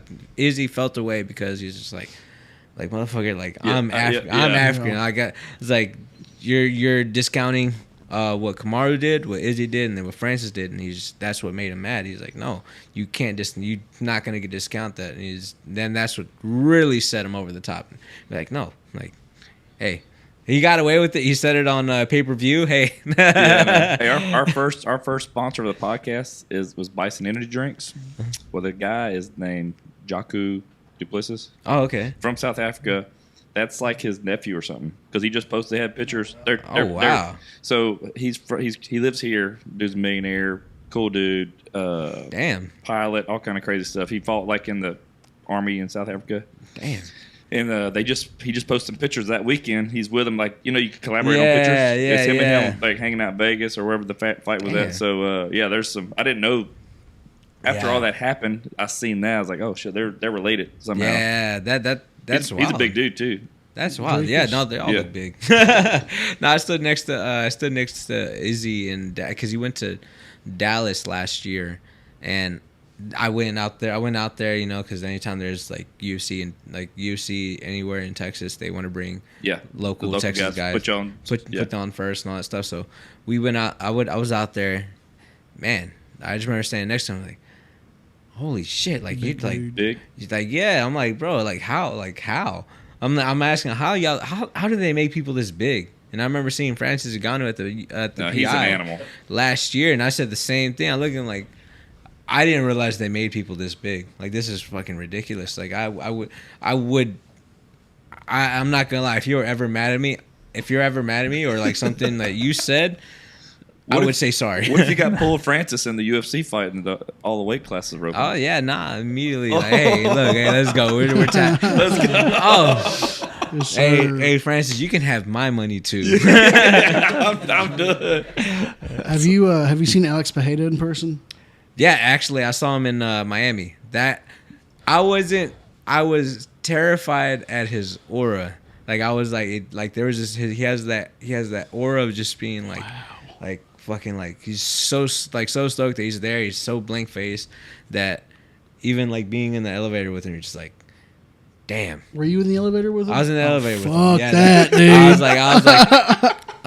I was coming down. I was coming down to do some media. And I remember just seeing it. I was like, fuck, man, I can't piss this. We're all weight cutting, and I just remember being there, seeing him, like looking up. I'm like, fuck. Hey, like it, like in that time too. I was like, man, I don't like you right now because Izzy, like I love Izzy, like Izzy's like all that. So that time I was like, oh man. It's like, oh, I want to say something. I want to say, but I was like, no, it's not worth the concussion. Yeah, I wouldn't say it either. But then at the same time, I was more terrified of Glover Teixeira. He walked into the elevator. He's so happy, so joyous, but just how big he is, you're just Yeah. like, fuck. Like, whoa. No wonder you won the belt. And then also at the same time, like, he was training, and I remember he was training. I had just weighed in. I'm starting to eat. He looks over at me, and he has his, like, so MMA fighters have these things called puffy gloves, and that's where they spar. Like, the padding is the size of, like about 12-ounce gloves, but they're fingerless and all that stuff, so you're able to grapple and all that stuff and still do MMA sparring. Seeing those gloves, I just remember being, like, looking at them. I put my hand right next to them. I was like, damn. I looked at Glover. I was like, you know what? Your MMA puffy gloves are somebody's sparring gloves that they use, like the 18-ounce gloves for. Dude. I was like, this is ridiculous. Like, big old paws. I looked at him like, man, I shook his hand, and like my whole hand was engulfed. I'm just like, I was like, yeah, good thing you're a nice guy. Good thing, like he was nice, but I was way more terrified of Glover than I was Alex Pereira. Wow. Like it just, even though he was so nice, he was the nicest guy on like the planet. Like, he's just like. You ever meet hey. Connor? I haven't met Connor. No. But I did have a little bit of a beef to pick because he was like, he ended up. So this season of the Ultimate Fighter, he took a couple people out to put his people in, and I had a guy from the gym that was sent out. He was in Vegas, did everything that he needed to do. And the minute that they were going to, like, start filming and everything, he walks in. He's like, I need space for my people. Kick people off and put his people in. And I'm like, I understand. Like, hey, look, this kind of is revolved around you, but you're taking away spots that people, yeah. He's like, just to take out people who, I'm not sure if they're qualified or not, but you're taking the guys who are qualified, pulling them out, putting your own guys in. I'm just like, it's almost like the like going to like a Fortune 500 company and being like, hey, my nephew's getting this shit. Yeah. Even though he's dumb as a rock. So, I felt a way about that. But then you start looking at the how he's 0-7 right now. When's the next one come out? Tuesday. Yeah. He's 0-7. I'm about to get clean swept. So now I gotta ask you: do you think that is more because it's veterans and rookies, or do you think it's Connor not showing up for his team? Because just like every fight I've seen is completely outmatched. I'm not gonna lie to you. I feel like the guys who have been there and then then been cut, then working their way back in there. I feel like they also have something a little bit more to prove than the prospects, but also a lot of these prospects, like, they're really solid. Yeah, like that kid. There's a kid named Mando Gutierrez. Yeah, I like that guy. That guy, he fights his ass off every single time. I was watching him in LFA and all that stuff. That's the guy that cuts hair, isn't it? Yeah. He's a guy that just, like, he's a fighter through and through. He doesn't care where he's at, where you're from, and all that stuff. He just fights you no matter what. He fought another guy who's been at that promotion, been in the UFC, went outside, never steered away from so what happens a lot of these times, UFC fighter gets cut, they'll go out, they'll fight like a guy who's considered a tomato can, and like taxi cab drivers, Uber, Lyft drivers, and all that stuff. And so I don't fight. Yeah, so they're like, oh yeah, just give me some random guy off the street, fight him, just to try to get back into the UFC. They're like, hey, UFC, I got 3 wins, knock these guys out, I'm back in. So, but Cody Gibson never took that route. He said, fuck it, I'm fighting the toughest guy every single time. And and it came to show. He was at that level back then when he got cut. He's working on the regional scene, works his way back up, gets into Ultimate Fighter, does what he does to Gutierrez. But like, honestly, it's kind of like, it's one of those weird things that's just like, who are you gonna pick? The guy who has all the time in the world to come up, or are you gonna pick the guy who's already been there, that has a lot of experience? And I kind of usually lean towards the experience, but I felt like there was a little bit of a I'm not even like gonna put the whole blame on Connor. I think it's just the competition from the guys that came before, like the veterans. They're just kind of just like, it's kind of just like, how can I explain it? It's just, I think that they've been at that level, they've seen that level before, and they know what the expectations are at that level. There's a clear advantage Yeah. with people who've been there. Yeah, and that's why. done it. Well, that's why I was also kind of really high on Gutierrez, because he went on to the Contender Series and he was almost there. So I was like, oh, you know what? He might have learned from that. He's on his way up there. But now there's I think that I forget what fight is left. But I think it's the Carlos Vera guy. I think. I don't know. Yeah, but that guy never ducked anybody either. So like I want to see how he does, but. Right now, it's not looking good for the prospects, man. No. It really looks like it's about to be a clean sweep. But I'm not sure if I would even put the blame on Connor, because I feel like he's more attached this season than he was whenever he did that season with the Rye Favor, you know. But again, this is me just talking out my ass because I haven't seen the episode. I've watched it. I watched one of the fights. I didn't watch the episode. I turned it on when the fight happened. So I tried to watch The Ultimate Fighter. So I got into UFC in 2020. So the first fight I watched was Conor versus Cowboy in January of 2020. oh yeah, that was tough. so That I was was tough like, cowboy fight, man. I got hooked. I started hanging out with buddies who watch it, and then it was John Jones and Dominic Reyes in February, and then it was March of 2020, and I can't remember exactly what month he brought it back, but Dana brought the fights back. And he opened up the Island. He opened up the Apex. And like the years 2020 and 2021 of UFC, it's like every fight card was just like a banger, dude. Yeah. And so I really, really got hooked into it. So I haven't missed a fight in the past 3 years, but like I'm not like super and have a lot of intelligence about anything that happened 3 years Prior. Yeah, Okay. 3 years prior. But like people will ask me all the time, who's your favorite fighter, and I can't give a solid answer. It's like Or so many different weight classes or so. Yes. I root for guys like you and Derek because you're from Houston, and anybody that comes across the screen that says Texas, I root for them, man. Absolutely. Kevin Holland. Man, I would say Kevin Holland's like my favorite fighter right now, but like it comes down to the question of who's fighting, like, and you just haven't missed a fight since you've been watching. And that's Sean O'Malley, that's Justin Gaethje, that's Conor McGregor, Dustin Poirier. That Gaethje's Izzy. fight coming up. Dude. Poirier. July 29th Cage and Ninja's gonna be there. is His one wife, of the his wife got craziest him tickets stacked for cards. Father's Day. Talking about gay cheese. Yeah, that's what Rampage called him when I said something about the gay. He said, "Gay cheese? What you talking about gay cheese?" I'm like, Gay "Dude." cheese. I didn't say that, Justin. Oh, Lord. Oh shit. Yeah. Oh man. Yeah. Poirier's he's a stud. Oh yeah, man. Side note to Poirier, but UFC gave me one of his hot sauce, the Creole Maple. If y'all haven't tried that, definitely give that a try. I like his hot sauce. Yeah. I haven't had, I which haven't one had said? The Poirier's Creole hot sauce Maple. yet. I haven't tried that one yet. That His regular one was really good. Really good. That one, it's really good. I'll try it. I thought it was so funny, and I think it was 2020 when him and Conor were going to fight, and they were so nice to each other. Yeah. And then he gave them bottles of hot sauce, and he was like, "I'm gonna give you a bottle of Proper 12."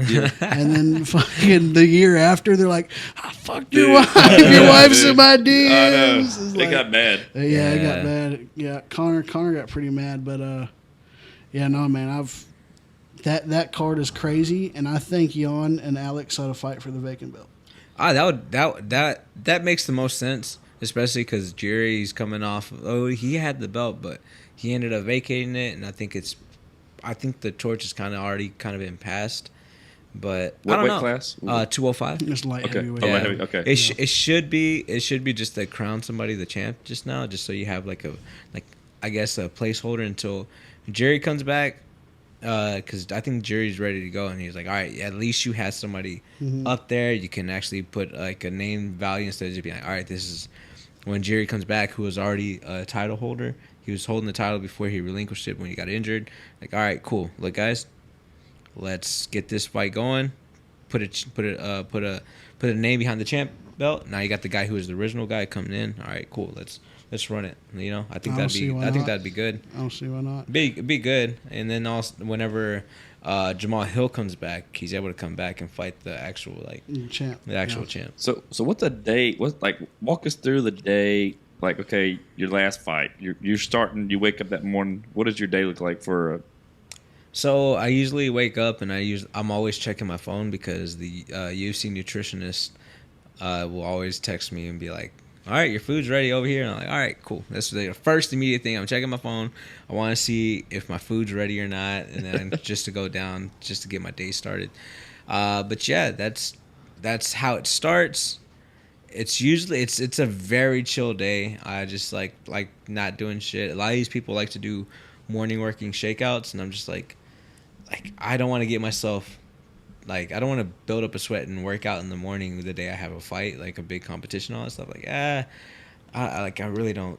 I don't see what advantage that has for you. You know, it's like I'd just rather save my energy for later that night.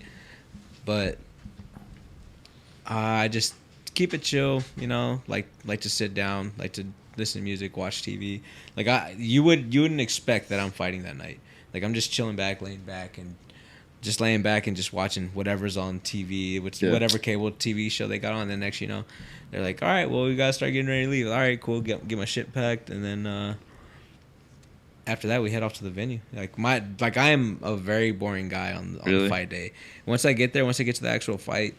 What are the nerves like when you get there? You're in that room in the back and they show you, you know, you guys are getting taped up. Like, that's got to be. I used to get super nervous, but I stopped getting nervous. I stopped getting nervous as much. Like the only time I really get like a sense of I guess like nervousness or anxiousness is that as soon as I get there, like I'm looking to see how much time I got, because like I'm just like I gotta make sure I don't gotta use the restroom. I get anxious in that area. I'm like, all right, cool, I'm here now. Like the UFC has done a really great job of like timing everything, so it's a lot really more scheduled. But like I still have like the anxiety from like whenever I was back on the regional scene, where be like, hey, you guys show up at 12 o'clock. You might not fight till 7, so hey, there you go.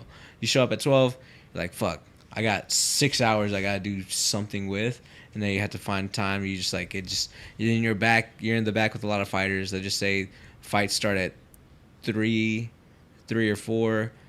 You're starting to watch everybody kind of just like the locker room starts getting smaller. You start seeing guys coming up either super excited or like super pissed or like mad, crying and all that stuff.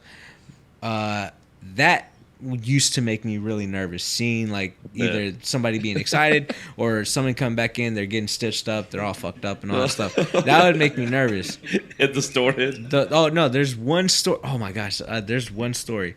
It happened here. It was called LFA. It was LFA back in Houston, back when they used to predominantly be in Houston. I was fighting that night, and I remember watching the guy at weigh-ins. Like right after he got done, he ate something, he drank something, drank a Coke, and started eating like Doritos. Like, and I'm just sitting there, just looking. That's not the way you're supposed to do this. That's not the way you're supposed to do this. And little did I know, like he's fighting. Like I saw who he was fighting. I was like, I'm like, hey, props to you if you go out there and try to fight that guy like that.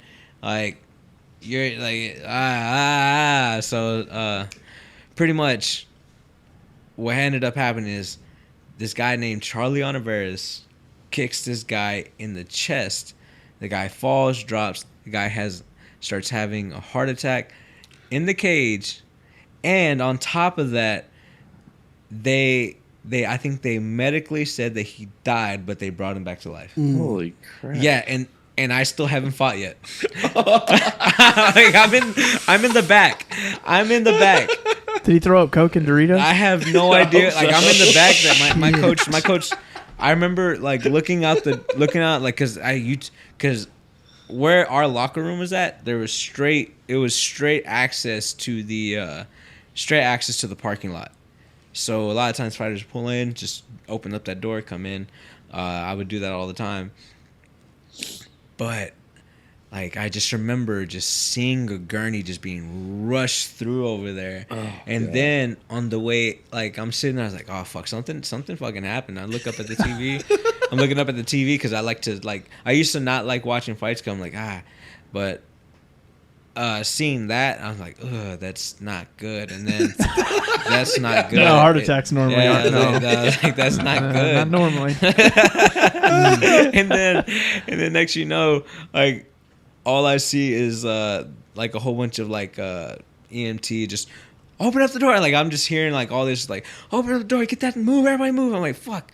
Like all right, well I got to go back into the little closet that I was in and wait for them to come out. And then next you know, you just start seeing him. He's like laying back. They have him on this little breathing thing, and then I'm just like, oh fuck, that's nerve wracking. Damn, that's really fucked up. And they're pulling him out, and then all of a sudden, right behind him was, I think was his girlfriend at the time, just crying her eyes out. And I just remember being like, oh fuck. I'm like, oh fuck, man. I was like, I still haven't fought. What the fuck am I doing? I'm just sitting back and like, oh shit. And then after a while, like they took an intermission, everything started settling down. I'm just like, while I'm walking out, I just recall being like, looking at the gurney, just being like, oh, fuck, man, this is. That's like what happened to that Daymar guy. Got hit in the chest so hard. I guess that's what happened to him, huh? Yeah. So it stopped his heart. Yeah. So I think so. There's also that time, Dada 5000 versus Kimbo Slice. Do y'all remember that fight? Oh my gosh, yes. Yeah, that fight. I fought that night. Really? I fought that night. I fought the early prelims, and I remember being upstairs in the nosebleeds right after I fought with my family, and just looking down and just seeing what the fuck just happened. And you just see him stand up and just pass out. Same concept, just happened way faster because the guy just because the guy was eating Doritos, Dude, Kimbo Slice's videos were, before he became a professional fighter, those were so entertaining. They're fun. Yeah. It's like this guy never loses. Yeah. And He was just so old by the time he got to the pro. And he's having people's eyeballs fall out of their head. One of my favorite videos was them trying to get a guy to catch a 50-yard catch for $100, but he can't get tackled by Kimbo. Do y'all remember seeing that? Yes. I don't know if I've had to have seen it, but it's been so long. Yeah, that's still like ingrained in my head that you just see Kimbo just running at him with full pads. Animal. Just God. starches the guy. And I'm like, why would the guy agree to this? Like I'm just looking, I was like, that's $100. Was it worth it? Trey, you ever watch bum fights? No. Look up bum fights later. I might be a little too young for bum fights. You were way young. Okay. It went, I believe they outlawed bum fights for a little while, but now I think you can still find them. Dude, it's hilarious. I just stumbled upon one. Street beefs? So I watch Street Beats every once in a while. Yep. That shit's crazy. I love. No, the one that had me dying laughing was these two old guys were fighting. I'm just like, jeez, man, they let anybody in here. Oh, absolutely. Like Rough and Rowdy. Yeah. My favorite part is they let people settle beef, and so like you'll get these two kids that just have stupid beef over a fucking jewel pot or some shit. Yeah. And they have no idea what they're doing. I think me and Vaughn should get on Rough and Rowdy and fight each other. Absolutely. That'd be fun. I don't want to do that. That'd be fun. For you. I got Adrian as he's my camp. He's one of my coaches. I hired him. Adrian in your corner. I was actually telling one because they had a Houston based part. Really? Yeah, like this was like right. I remember watching them and everything like during COVID and all that stuff, like watching it, and then like a year later passes by, and I don't know why, for what reason, like this guy hit me up. It was like, I think it was on Instagram. This was before like my Instagram became like way too much. I was looking and saw the messages like, wait, they would love to have me out for like at a Houston event. And like looking, like what? So yeah, I didn't know they had a Houston division here, but I don't see any of their stuff online or anything like that. But yeah, like they were really trying to get street beefs. Yeah, through street beefs. Yeah, they have a West Coast, they have an East East Coast and all that stuff. Like yeah, so I'm like, dude, this is wild. What if you showed up to one of those? I want to. I would want to if they're out there. They have a Houston one. Definitely invite me to fight. I want definitely. I want to watch. Would you think that would even be a fair fight though? Oh no, I'm not talking about fighting in there. Oh no, that's what Vaughn's talking about. I want you to fight it. No, He got a contract. He could do it anyway. I'll give you a better contract. Vaughn wants to see you run through the ranks of street beefs. Yeah, I would love that. Just line them all up. Yeah. tickets are cheaper. Yeah. No, man, that'd be so unfair. That'd be so unfair. That'd be. Oh, shit. I love that. I'd man. like to see that. Yeah, that'd be so unfair. Just tell them to go to All Athletic, sign a waiver. We'll just do it there. Yeah, With big gloves, there we shin guards, go. everything. So what degree black belt are you? No stripes, no. No stripe, No, okay. just straight black belt. I haven't put on a gi in probably since 2020. Really? Yeah, I've been straight, just like because I used to do gi for straight. So again, when I first initially started, I was in gi for 3 straight years, and they harped on me so much that they wanted me to be in a gi, and like they like it just I don't know, because I already knew what I wanted to do after like my second, like You for wanted sure pound, I yeah. wanted to fight, I wanted to do all that stuff, so I wanted to do no gi, and I wanted to do MMA and all that stuff. That's originally wanted to stick around that, and I was just like, they just harped on. They started taking away stuff, and I'm like, So after that third year, after my fight, I was like, I need more than this, because I remember seeing in my actual fight being like, I trained most of this time in a gi. Why am I like, for a training camp, I spent 5 days a week training in a gi, and I should have been like no gi, should have had some MMA gloves on, should have at least been doing a little bit more punching and all that stuff, But yeah, like that made me be like, it kind of pulled me away. Even though my coach was would from time to time be like, hey, put the gi on, let's get you ranked, so you can get ranked. He's like, all right, cool. But after I got the black belt, it's almost like I retired my gi. Where'd you train under? Saul Solis, who trained under Rico Rodriguez, who got his black belt under it's slipping my mind. It is John, the Machados. Machado, okay. Yeah, there we go. I don't know why, but like in my head, I confused with, like, I was saying Jean-Jacques Machado. I was like, Jean-Claude Van Damme in my Yeah, yeah. That's who I got mine from. Yeah. So yeah, that's we went to the Kumite. Dude, yeah. hell yeah. It's my favorite movie. So yeah, pretty much that's the lineage of where I got my black belt from. Yeah, we had a Draculino from Gracie on the podcast, and then we went and did a follow-up class with him. I told him we were having you on. He said he's watched your career. Yeah. Being from Houston, he's a very tough kid. I told him we were having you on, he knew about you. Yeah, no, Draculino is very respected, especially in the jiu-jitsu world, man. He's very solid, and if anybody tells me that like they got their black belt in the Drac, you just know that they're ready to fuck some people up. Well, I'm one stripe on a white belt, so I'm on my way, dude. So yeah, man. Yeah, no, like it's going down. He's a solid. He's like super solid with Dude, jiu-jitsu. he's a super cool dude too. Yeah. Like when we had nice. him on, man, he had a. You can imagine this guy had some stories. Oh yeah, being from Brazil and like how he got his black belt, and he's super cool. But yeah, I want to tell you that he did know who you are. He said you're a tough kid. He watched your career. So oh yeah, man, yeah, he's been around for a while. So yeah, I'm pretty like. Here's the thing too, is like with Houston MMA, like everybody will eventually know it. Everybody, if you're in there long enough, if, like a year, and some people will start knowing your name. Like just have your first amateur fight within that year. Like if you had a couple, you'll be known. Like everybody know you, because it's not the biggest community, but it's a strong community.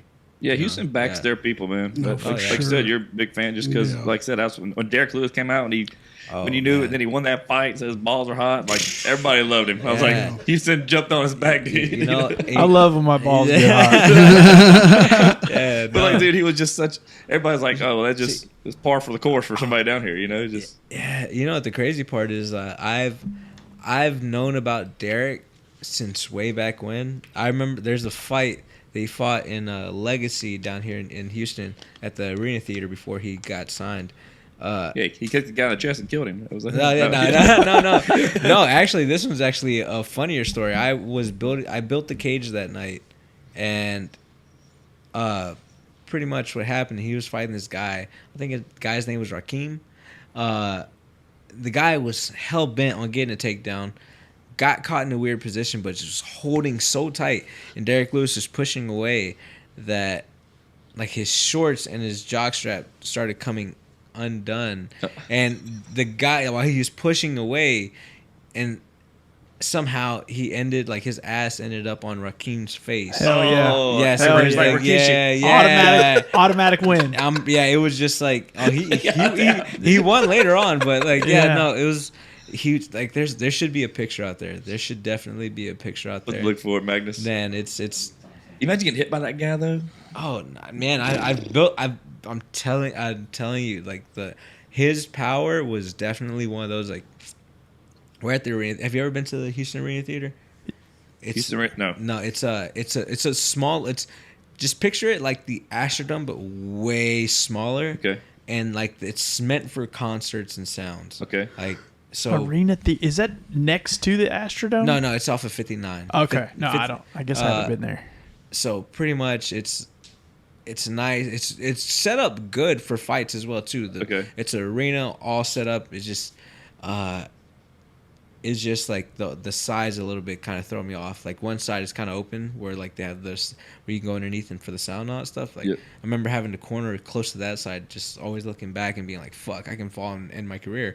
Yeah. But like there, I remember him hitting the guy so hard that it just amplified with the sound of the place. Yeah, oh, God. It shook me to my core, and then just watching him like pound the ground how he usually does, and just do the silverback gorilla pose, and just seeing that was terrifying.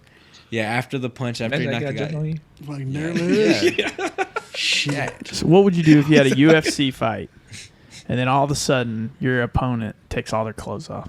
You know what, man?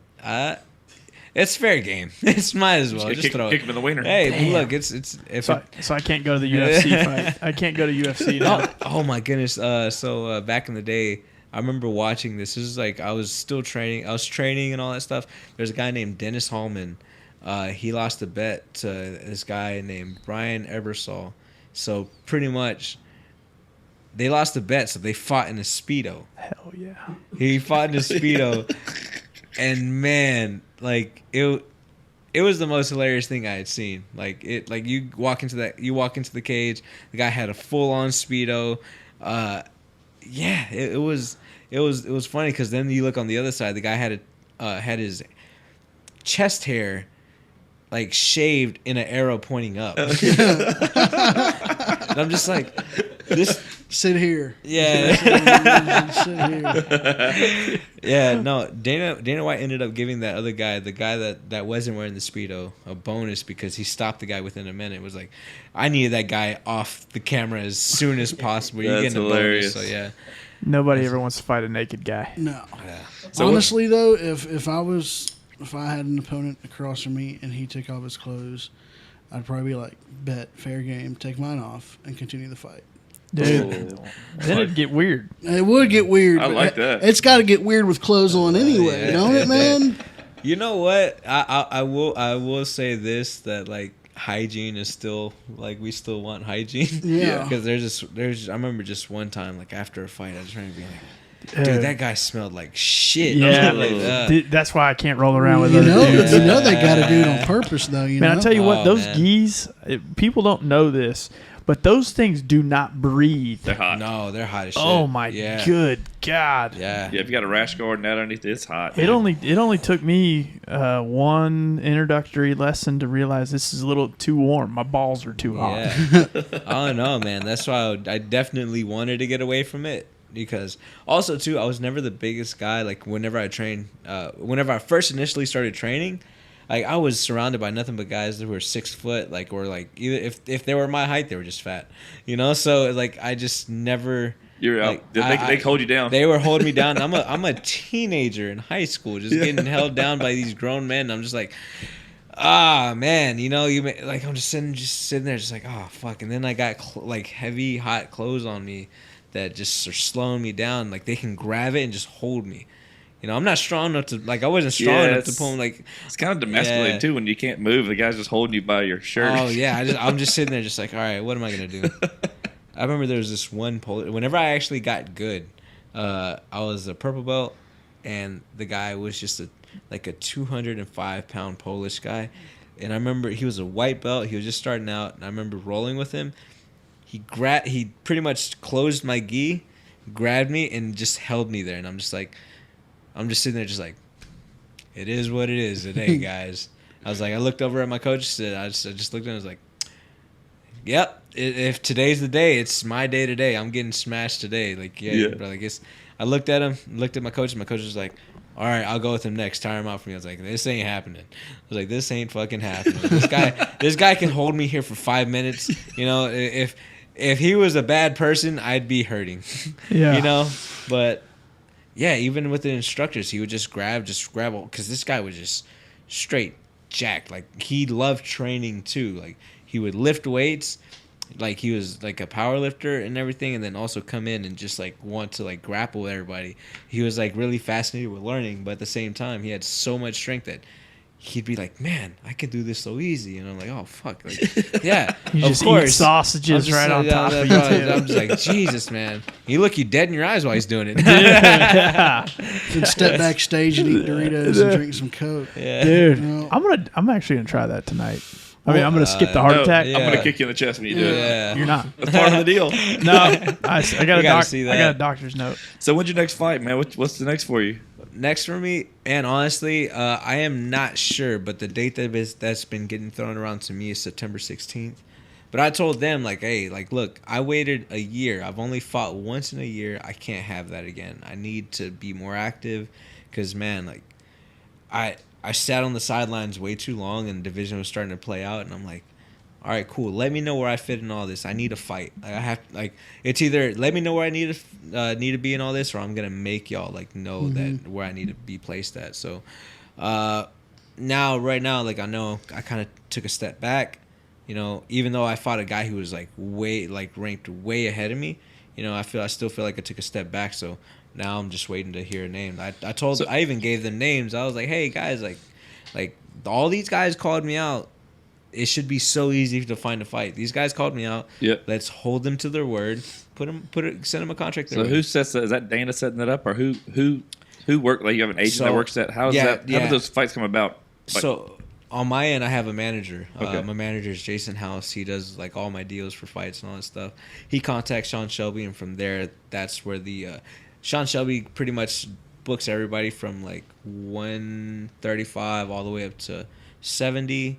And then he has a couple of women's divisions, while Mick Maynard, who also came from Houston, that's also like cool because I fought underneath him and when it was Legacy. Yes, weird, but weird coincidence. But also he's the one that matches like Derek Lewis and all these heavyweights, and then a lot of the women as well, like the 125 division too. So, but yeah, I get my fights through Sean Shelby. So pretty much whoever he. From what I understood and from what I took from like how they match people, they look at the top 5, the champion from top 5. They try to see who they can book through there, and then from there they go from champion to top 10, and then from there 5 to 15, and then after that everybody else. So right now I was kind of stuck in a position where I didn't know who I was going to be fighting. I had no like idea. Like everything was kind of getting log jammed. And when Henry Cejudo was supposed to fight Cheeto, Henry took a month to even to sign the contract, and pretty much kind of left me kind of sitting out. And I'm like sitting back, like, hey, like, because the guy that we were trying to get, trying to fight, was in runnings to fight Cheeto Vera next too. It's like they were like, all right, well, Cheeto, you're either gonna get this guy or this guy, and Cheeto's like, I'll fight any one of them, So badass, pretty badass if you ask me. But then also at the same time, gets the Henry Cejudo fight. Henry signs it. After a month, a week or two later, pulls out, says he fucked up his shoulder. I'm like, bro, your shoulder's been fucked up. You just it's just this whole ordeal. But I remember being so mad, being like, bro, you got to be fucking kidding me. Because then he ended up taking the guy that I was aiming to try to get. I wanted to try to get that Pedro Munoz fight because I felt like that would have been a great fight. It wouldn't have set it like it. It would put me in a position where I was trying to get to fighting him. Fighting him would have like been like, all right, well, he's still trying to fight a top guy. Now I'm just like, all right, well, I'm in the top 15. All the guys from 10 and before me are booked. So it kind of is like, all right, either fight the guy in the 5 or fight guys who are working their way into the top 15. So I'm like, I told my manager, like, I don't care who it is, just get me in there with somebody. So, but also sent them names, guys who called me out, but after I get a fight book, they want to call me out. They're like, all right, let's see if they really still want to fight. Keep that same energy. What I never understood, what do they call you out about? I think so. For me, a lot of UFC fighters, they call each other out. And it's just like, It's a lot of showmanship. is it a lot of that show, or is it some of it they're really? I mean, they're trying to psych themselves out. Like he said, he's already got to Yeah. fight, so he's going to fight him right away. Yeah, He's got to fight. so it usually just kind of depends. Like some people want to put people's feet to the fire, try to see where they're at. Yeah. Like, but for me, like, I don't do all that. Like, I don't do all that. Like, anytime somebody has called me out, I screenshot it, sent it to my manager. I was like, what can I do to make this happen? Like, I'm not the guy that's gonna call you out in front of people. I'm like, I'm not gonna talk shit to you. I'm just gonna be like, all right, how can I make this fight happen? Like, the only guy that's ever stepped up after like calling me out, the only person that ever has done it is the guy that I have the most bad blood with, unfortunately. Yeah, like, I will give him that. Like, he called me out, and he took it. We both took it on 6 weeks notice, like 5 or 6 weeks notice. That's we're like, pretty quick. yeah, we were like, hey, fuck it, we'll fight. That's the only guy that said that would say yes. At that time, whenever I was fighting. So I that's the only props I'll ever give him on that end, because he was just like, all these other guys now afterwards, the guys that called me out, like, hey, where y'all at now? Like, y'all, like, what's going on? I see none of y'all got your fight book. A lot of y'all said September's a good date. I don't have a fight booked yet, and I haven't been approached about names or anything like that. What's going on here? What's going on?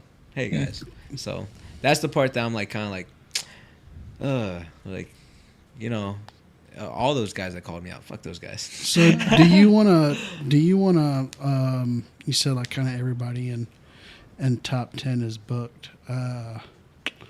Would you, like, coming off a loss, would you fight somebody else coming off a loss, or how does that work? So How does that matchmaking work? The way that I was explained was usually what happens, the way that they try to get they try to make things work is the guys who are ranked ahead of you.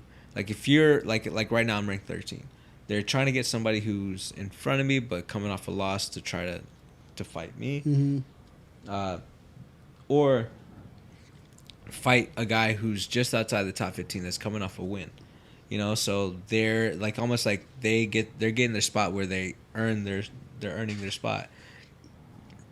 So, and I looked at the guys. There's a couple guys who are like, I said, those guys deserve to be in the top 15. They just haven't had the right opportunity, because what ends up happening in the top 15 is these guys don't want to fight outside the top 15. And they're like, well, we're in the top 15. We don't want to risk our rankings or anything like that. And I'm just like, bro, like, if you're in the top 15, you fight anybody, anyone. You're supposed to be ready to fight anybody, and there's a lot of dangerous guys just outside the top 15 too, as well too. So like, dangerous. like, I think there should be a top 25, not a top 15. But yeah.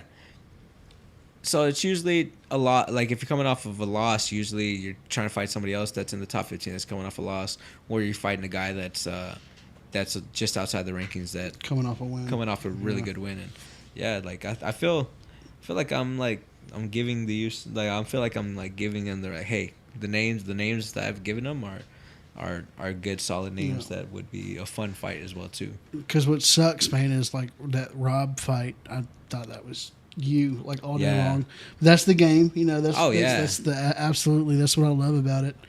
But like, I think of a guy like Ricky Simone. He's coming off a loss, and he's like one right above you. That's 12 versus 13, and that'd be a great fight to make.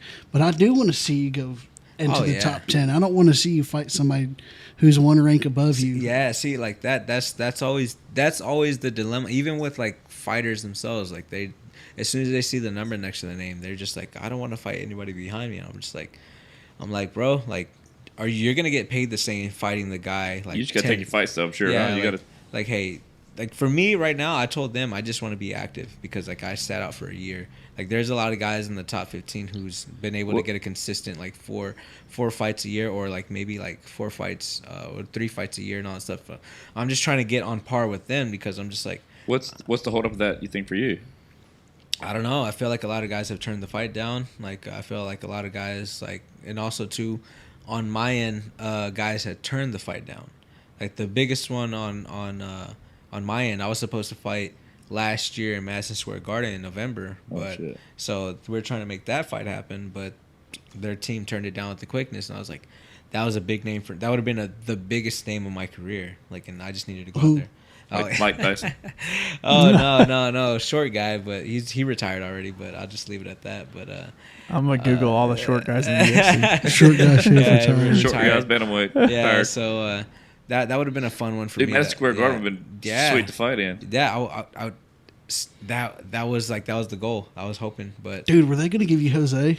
no. Okay. not I Jose. was I was Just like, retired. that's the only one I can think of. Bantamweight that's retired recently. Yeah, Man, what a fight that'd be. yeah. No, that He went to the Hall of Fame, That'd, right? that'd be like fighting your goat. Oh yeah, probably. that was on the plan until I saw him at the Hall of Fame. This past couple. It just weekends. happened, yeah.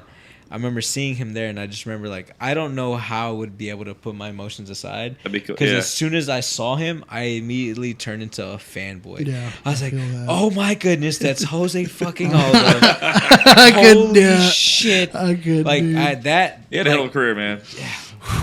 Jose's the guy, man. Definitely, he's like one of the greatest featherweights of all time. No, featherweight. Yeah, I was thinking of bantamweight but yeah, he's one of the greatest featherweights of all time. So when you say people turn you down, so do you think what's happening is your manager's going to them and saying, "Hey, let's get this fight together," and then they're like, Or UFC does that.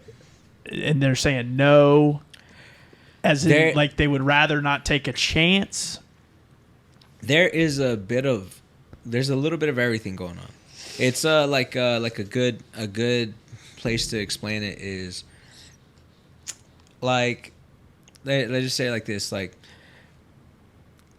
Sean O'Malley. Let's just use Sean O'Malley for example. Like Sean O'Malley after his fight, he had called me out. I was like, all right, cool, let's go with that fight. Like we can make that fight happen. I remember telling my manager, like, I know what this fight does. It's gonna do numbers. Just get me paid more. We're working on that, trying to get paid more. Next thing you know, we're going back and forth. I'm like, hey, look, I know what this fight will do. Like, I just want to be paid for the fight. Like I didn't even care. Like I was still on my second contract, and I was like, I don't even care if it's how, like, I just want more. I just want more, making sure that I get a good chunk of change sent my way. But pretty much the offer for Sean to fight Pedro came up, and instead of going back and forth with me about money, he was like, well, I'm going to go fight this guy and get a newer contract to fight Pedro with a guy who's in the top 15, top 10. I wasn't ranked at that time, so he's like, why fight a guy who's not in the top 15? Go and fight whenever I can go and fight Pedro Munoz, who's been in the long stand in the UFC. It's like there was also name value to that too. So that I was like, oh, once he got that fight, I was like, that makes sense. I understand. Like, oh, like Business I side of I was like, I understand. Like, but also I feel like there's a lot of guys that were kind of scared on the other side. Like, I don't think Sean O'Malley would be scared to fight. I think he was just like trying to make the right decision for him. But I know there's guys that have definitely been scared. To fight. I just won't try to name them by name, but there's We been won't guys. we won't tell anybody. No, it's only being recorded. No, but at the same time, like right now, like I'm like kind of going through this phase of just like, what else am I gonna have to do? I'm just trying to get a contract in front of me, trying to make sure I get a fight in front of me, just so I have something to train for and like start, like, hey, look, I'm training, I'm doing my 2-a-days, 3 days at times, so I'm like, I'm ready to go, I'm ready to fight. So now it's like, oh, I just need a date to be ready by, so now I can get a little bit more in tune. But yeah, now the most recent call out I had was I was supposed to fight him back in 2016, but it's kind of weird how things kind of fall back into place. Like, I was supposed to fight in 2016. He had visa issues. I was going through stuff with my dad to make sure he was good on his end. So the fight didn't happen. But now he's in the UFC, and I look at it, I was like, man, that would be a cool fight to run back. And it's funny because he called me out his last time he fought, and I'm like, hey, that'd be a fun fight to go have. Daniel Santos would be a fun fight. You know, he comes out of Charles Oliveira camp. So Yeah. I think that would be fun. We got to put a petition together. Yeah. Do they call you out like after the fights, or is it more online? How did He did his in the press conference after. He didn't do it in cage, but he did it after. Most of the guys do it on Twitter, but yeah, he did it at the press conference. Then he jumped onto Twitter too. But he was actually like really more respectful about it, Yeah. So I was like, yeah, that'd be fun. I can't imagine being scared as a professional fighter. I couldn't. Well, I understand, but like that's the job. Yeah, but you don't want all that smoke too. Sometimes you're like, I didn't want to fight that guy. You get a lot on the line if you lose or win. Oh yeah, no, there's definitely a lot on the line, especially more now than back then. I felt how can I say it? In my second professional fight, I got my jaw broken. I got beat down for 3 rounds, and I just remember just being like after the fight, just being embarrassed with the fight and all that shit, and just being like upset. But this last one, even though I felt like that first one was a worse loss than my last fight with Rob, like just the online scrutiny that you'll get behind it, with the stuff behind it, I feel like there's a little bit extra, especially because like a lot of times a lot of these fighters, like even myself, man, we make money off of social media too. Yeah. So it's like that's all you see coming up, just boom, boom. And you're like, damn, now this is starting to affect a little bit of the dollar I'm making. So I'm like, so there's a little bit extra to lose on that end. Yeah. But at the same time, like off the loss itself, I'm just like, hey, I lost to the number 6, number 7 guy in the world. He's like, if I'm gonna lose to anybody, it has to be it should have been, and I'm glad it was Rob Font because he's a solid guy. Like inside the cage, outside the cage, he's a phenomenal guy. Like he's a really good guy. What's his style? What style was he? Oh, boxer. He's Like boxer. we So you were brawling? Yeah, we just we brawled. So I started my first. Here's the funny part. The fight went in 3 minutes. The first minute, I'll say I was on it, and I started looking to kill. I went into kill mode because I heard him. I felt him get rocked. I was like, all right, cool. But here's the thing that I was calling the guy. The guy's a fucking cockroach because he's not the guy that's like if you hit him, he gets rocked, but nobody has yet to finish him with strikes. And I was like, I'm gonna be the first guy to do it. I just went, fuck it, I'm going after him. He landed a shot, landed a couple punches on me. Like, it made me mad. I'm like, I'm supposed to be finishing you right now. And then all of a sudden I just started swinging with reckless abandon. I got away from what I was supposed to be doing. Then he caught me. He paid. So he caught me in a transitional punch, and again, like my hand was down. I was throwing a left hook. He threw the right perfectly. It landed right on the chin, and just like I was like, well, if it's anybody, I'm glad it was him. I even told him once I got up, like the ref and the doctor was like, you okay? Like, you know me? I was like, yes, I'm in Miami. My name's Adrian Yanez. Yes, I just got stopped. I know it happened. Like, I immediately knew. I got up and I was like, fuck. They thought I was yelling at my coaches. They thought I was yelling at the ref. I looked at the ref. I was like, hey, man, you're just doing your job. You did good shit. That was a good stoppage. Like, I knew immediately. And I got up, looked at Rob. I was like, good shit, bro. Good combo. I was like, walked around. He just got you, yeah. And I'm just like, I'm walking around. I'm just like, fuck, I fucked up. And everybody thought I was yelling at my coaches. My coach even looked up at me. I seen it on Twitter. They were talking. They thought you were yelling at your team, yeah, right? Yeah. I looked and I looked down. I'm like, fuck, I fucked up. And then I look up at my coach, and my coach was like he was like, yeah. I was like, hey, no, we're good. Like this one's on me. And I looked at my brother. I was like, I fucked up, man. I'm like, fuck. Yeah. So you did trust process. Yeah. You got starry eyed. You ready to? Yeah. And I was like, man, I was like, I had the whole in my head, I knew how the fight was gonna go. It went the complete opposite. I was like, so when you get, so I've never had to worry about this because I stay out of fights. But when you get rocked, is there like a moment in your brain where you're like, okay, this is it. This is going to be over. I've gotten rocked too much, or I think I can come back from this. You know what? In that moment, here's the weird thing about it. I felt none of the punches that landed. Like, he landed a solid knee on my face. I didn't feel it. In that moment, I did not feel it. Like, I was just like, okay. And he hit me with a solid jab. And at that moment, I was like, oh, he just caught me with my feet, like not based out. Like I felt like I thought I was taking a step. But I look at the fight and I was like, nah, that jab rocked me. I'm like looking back at it, like the fuck, because in the actual fight, he hit me with the jab. I'm like, oh, I'm good. Like everything, I was still aware of I was still so aware of everything that like I was just like. I instantly turned to me. I was like, I'm going to fuck this guy up. Like, he just touched me. I'm like, all right, I know it. But looking at the fight, like, oh, shit. Yeah, that jab rocked me. And then after that, the couple punches that hit, like in the commentary, the commentary is, here, he's rocked. I was like, no, I wasn't rocked at that moment. I was actually, now, like, looking back on the outside, I can start, like, seeing the emotions on the inside. Be like, oh, no, that's not the punch that rocked. This is what rocked me. And this is what, you know? So your brain goes through something different versus what you actually see afterwards. At times, yeah. At times, I can recall something so perfectly. Adrenaline, I'm sure it's a blur, huh? Sometimes it is. Sometimes it isn't. Like, I would say the first part of the. I would say the Randy Costa fight. That one at the very beginning was more of a blur. And like going back and watching it, like that, because he came out completely. He caught me so off guard. I thought he was gonna be throwing way more kicks. Like I thought he was gonna be super kick heavy. Because if you look at all of his tape, this guy has thrown more kicks than he's done punches.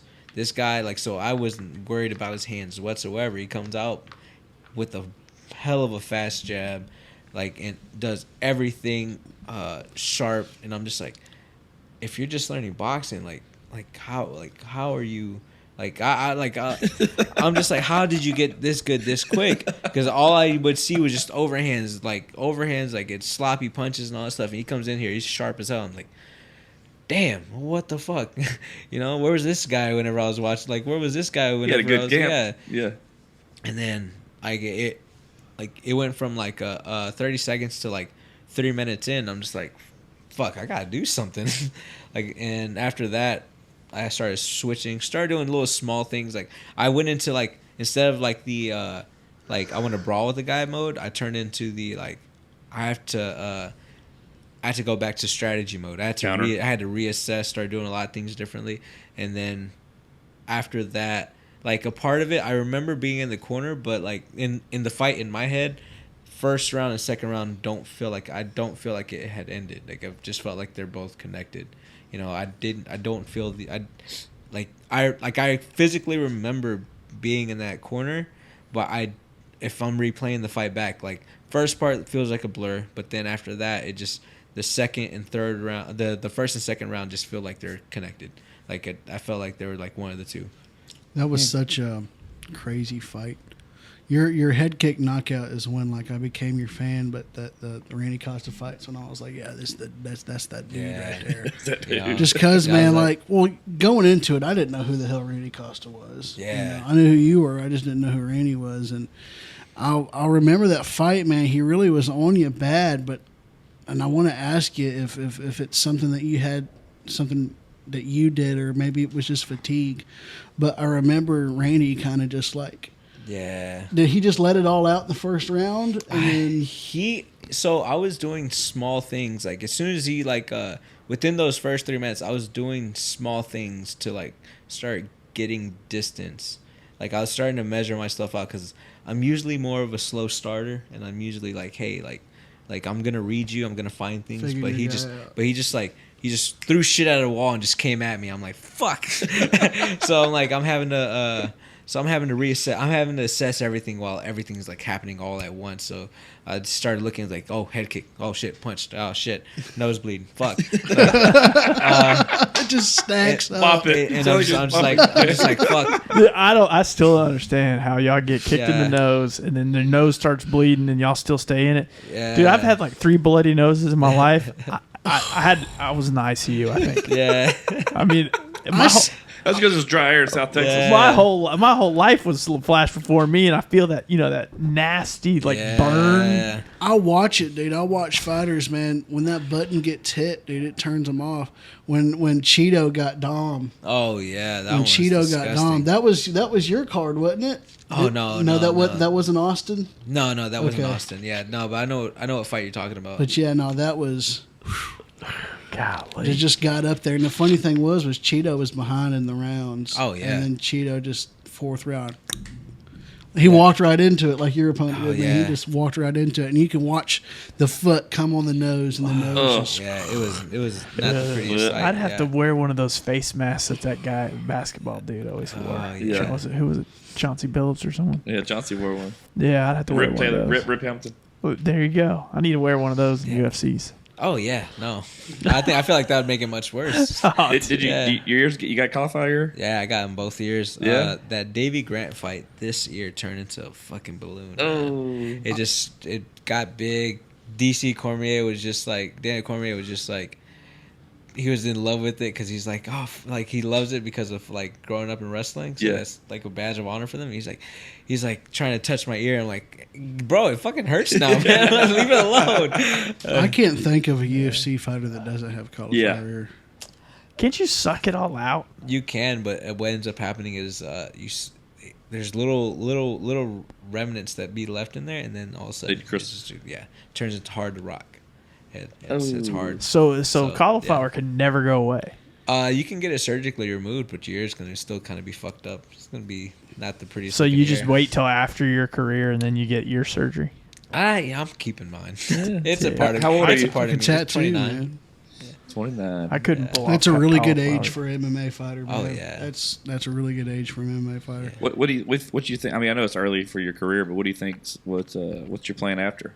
Plan afterwards. I plan on investing my money in the sense of like where I don't have to do anything if I don't want to. Yeah. Like that's where I'm looking. That's what I'm looking to do. Like man, I'm trying to get into real estate and then also put some money away in stocks and make sure that I'm able to live off the real estate that I got coming in. You know? Yeah. And then with the stocks, use that, make sure it compounds, keep on building, and then whenever I'm ready to retire, sell all that shit. You had a kid recently, right? Yes. He's a year and 8 months now. You're an 8 months. Yeah. Okay. Little Yeah. boy, man. Going through a crazy time right now. Yeah. I bet, dude. Yeah. Is he fighting yet? Man, he is punching things. There you go. He grabs things. He goes boom. I'm like, no, stop. No. You can watch it. You can be a part. You can train if you want to, but I don't want you fighting. But then his mom is just like, well, hey, look, you'd be a hypocrite. And I'm like, damn, you're right. Like fuck. So yeah. That It's a long way away. My manager is just like, nah, you done fucked up. He tells me, he's like, yeah, you fucked up. You chose the wrong career path and going because now your son's gonna do it. Yeah. I was like, he's like, you're gonna be coaching him, now I'm gonna be managing him. I'm like, you son Double of a dipping. bitch. I'm like, you son of a bitch. That's Yeah. hilarious. That'd be crazy though. That would be wild. I wouldn't like. I get the feelings of how it is like coaching my training partners and then also cornering them as well. Like I wrap their hands. I'd go out there and like I coach them through stuff and all that stuff. So like I get nervous for my training partners. Made me your kid. So I'm like oh fuck. Like So oh, hey, man. so when you go to round ends, you go sit in your corner and they're talking. I mean, are you really taking in what they're telling you, or it seems like a Man, there was like my first couple fights, like amateur and everything. I did not understand. yeah. You know, like my It's too fast going on. fast. Like my first fight, I just remember going back to the corner. They were saying stuff to me, and it just sounded like the fucking peanuts, like womp womp Yeah, womp yeah. womp. Yeah. I'm sitting there, and I'm just like, okay. I just remember like early days, just being like, okay, but not knowing what I was doing. There was only one time where, in the fight, in my first amateur fight, where I was in a good position. I was in half guard. I was punching the guy in the face. The ref stood us up, and I'm right in front of my corner, and my corner goes, "What the fuck?" He was working. That's all I remember from being coached for my first fight. Is like, yelling at the ref what the fuck he was working. And the next, after that, it started getting easier. And then after that, I actually started having conversations with my coach in the corner. Like, yeah. So like I said, I watched The Ultimate Fighter, and these guys are yelling. I mean, are you thinking that stuff, or you're trying to, like, they say, hey, do this or do that? Are you hearing that to try to? Yeah, I do. It seems like it's just annoying. When we're watching, it seems annoying because you're like, dude, they're not listening to that. But I was curious if you guys are listening, trying to.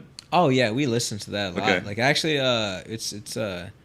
it's crazy. Actually, like a really good example is my training partner Cameron Smotherman. Like, Such a great last name for a training partner. Yeah,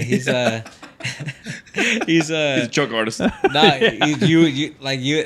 It's so funny because I tag him on Facebook, I tag him on Twitter and all that stuff, and I'm like, yeah, my training partner Cameron Smotherman, and they're like if he's not a wrestler, I'm gonna be so pissed. And it's crazy. He's a knockout artist. He just has walk off knockouts all the time. I remember telling him like in the corner, I was like go to the left hook. Like I kept telling him, I was like, left hook's there. He comes to the corner, he's like, I don't see it. I was like, bro, just fucking throw it. You'll land it. You get him out there. Like, he's already, needless to say, he's already dropped the guy 2 or 3 times. He comes into the corner, he's like, I was like, hey, look, throw that left hook. You get him out of him. You get him out this round. I'm telling you, go to the body, go to the head, finish off with the left hook. And he looks at me like, I'm not getting him out of here.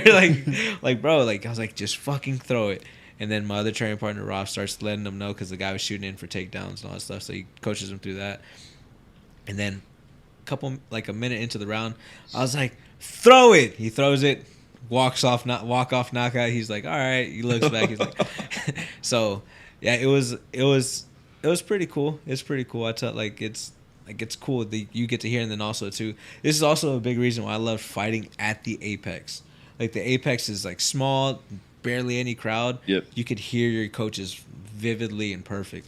Like, remember just like I've heard him talk about that Rogan before. They said how Rogan's talked about that, how the sound in there, you could hear stuff. You could hear everything. Like, I will say my first fight at the actual Apex at the Contender Series, I remember walking out, like, and this was pure COVID time. Like, this is like you can't, like, we're keeping everybody separated. You're in your own little bubble and all that stuff. So I remember walking out. This guy was talking on his phone. Like, we had no walkout music or anything like that. This guy's talking on his phone. Like, hey, how you doing? And I'm like, bro, like, I'm in the fucking biggest fight of my life. Doing your walkout, and homeboy's like, oh, yeah, I set out the chicken. Yeah. And that was the wildest experience that I had, like, ever fighting. Yeah. Man, if I'm in the Apex, I'm not listening to my coaches. DC should be talking loud enough. Yeah. Because every time I watch an Apex fight and DC's in there, DC's in there. You should really be doing this. You should really. And then a lot of it is wrestling transitions. Genius. But I'm like, fucking listen to him because he knows what he's talking about. That Randy Costa fight, man. Yeah. That Randy Costa fight. He, like, in the second round, he's like, he should be matching his. If you notice, he gets quieter and wants to say, "I thank you, DC." Like, right after that. Did you tell him thank you? Yeah, in the middle of the fight. It's I pointed at him. I was like, "Hey, thank you, DC." And he's like, "Oh, you heard that? He heard me." I was like, "Yeah." Kevin Holland's Apex run is up there with the greatest runs. That was insane, and I love it because you can hear everything he's saying. Oh, that's why they call him Big Mouth. The funny thing, man, I remember him being on Contender Series or whatever, and Dana White was like, "I can't fucking stand that guy. He just runs his mouth the whole time he's in the octagon." And then they had a fight, and they were like, somebody pulled out. He was like, "See, Big Mouth will take it." It was Thiago Santos, I think. And they were like, Big Mouth was like, "Yeah, I'll take it." And he came in, and he fucking put on a show. Really? Yeah, it was amazing. I love Kevin Holland. Man, that's one thing I like. That's why I like Kevin Holland a lot, because he is like the same guy you see is the same guy you get, but also he's like he's also like a good person while being that guy. Okay. I love that. I love that about him. Like, he came up to me, he was like him and Izzy talk shit to each other, like, right after their fight. Right after Kevin had fought, and he goes up to him, and they start talking a little bit of shit. I remember in the back, whenever I was we're getting ready to take a shuttle back to the hotel. Actually, no, we're at the hotel. I just get off the shuttle, and I walk into Kevin Hall and I was like, "What's up, Kevin?" He was like, "Oh shit, what's up, bro?" And then we started talking back and forth. And next thing you know, he's like, "Hey, man," he's like, "I was like, Izzy's in there, man. If you want to go get a picture with him, go get it right now." He's like, "Man, you can still be you can still be a fan. It's pretty cool as fuck, you know. It's cool as fuck, you know. But at the same time, like I know we almost got into it, but I was like, wait, y'all almost got into it? I was like, I didn't see that. He's like, yeah, no, we almost got into it. I was like, oh, yeah, but go take a picture with him, man. He's like right over there. I was like, oh, it's like, oh, that's pretty fucking cool. It was like, hey, if he has a like, I don't know, I just the almost like the no ego type of thing has been the coolest part. So who are your sponsors, man? Right now, we got Techniques. I have Drink HRW. I have Compex. I don't know if you ever seen they got a massaging foam roller. Okay. That I live and die on, man. That thing is just amazing. And then my biggest one, OnlyFans. And then OnlyFans, got an OnlyFans deal. And then They give you free subscriptions. oh no. Dang, no, dude. no, that would have been the nice little kicker. That would have been a nice I'm little, serious. nice Do you have your little- own account? I have my own account and everything on there. So I post on there. Actually, I post on there way feet more than pictures. I post on. Oh, I wish. I have the most ugliest feet in the world, man. Dude, I've missed some people pay for toenails. that, Yeah, dude. yeah. It's not right now. But then also I work with the lawyer here in Houston, Chris Dununa. So if I ever need a lawyer, Yeah. if you ever need a lawyer, call Chris Dununa, man. All right. If you get caught in a DUI, you need help, he's the guy. He's the guy. He's the guy. Maybe just write it down. Yeah. And, We'll have to talk to you after the show. if you and if you need if you have a dog, want them trained by one of the best in Texas, like his dog is who they take for search and rescues. Sit means sit in the Conroe Woodlands area. That Really? yeah. Okay. They Yeah. got my dog trained, and I'm like, he was such like he did not listen to a word I would say. Now he's just on. He's on it. I legitimately want that guy to come take my dog. I don't want him to train him. Just take him. He's got a dog that's his size. He's got a It's Saint Bernard. 185 pounds. Oh damn. Yeah. Damn. I still think you could take him. You think you Alright. can choke him out? You know what, man? He I'm hates not- meter readers, bro. I am not Arian Foster. I will not choke out a wolf. Yeah, I cannot choke out a wolf. Fuck. Dude, Yeah. I miss Arian Foster so much. Oh, shit. I love that I was a guy. big fan of his too. So, Well, cool, man. Yeah, OnlyFans is a sponsor. That's a cool sponsor. Yeah. No, we do a lot. Like they have an OnlyFans TV. It's pretty much like their version of YouTube and all that stuff. We jump on there. I drop a couple videos over there all the time. You have YouTube channel as well. I've seen that. Yeah, Yeah. do a lot of starting to do a lot more YouTube. We're getting consistent on that.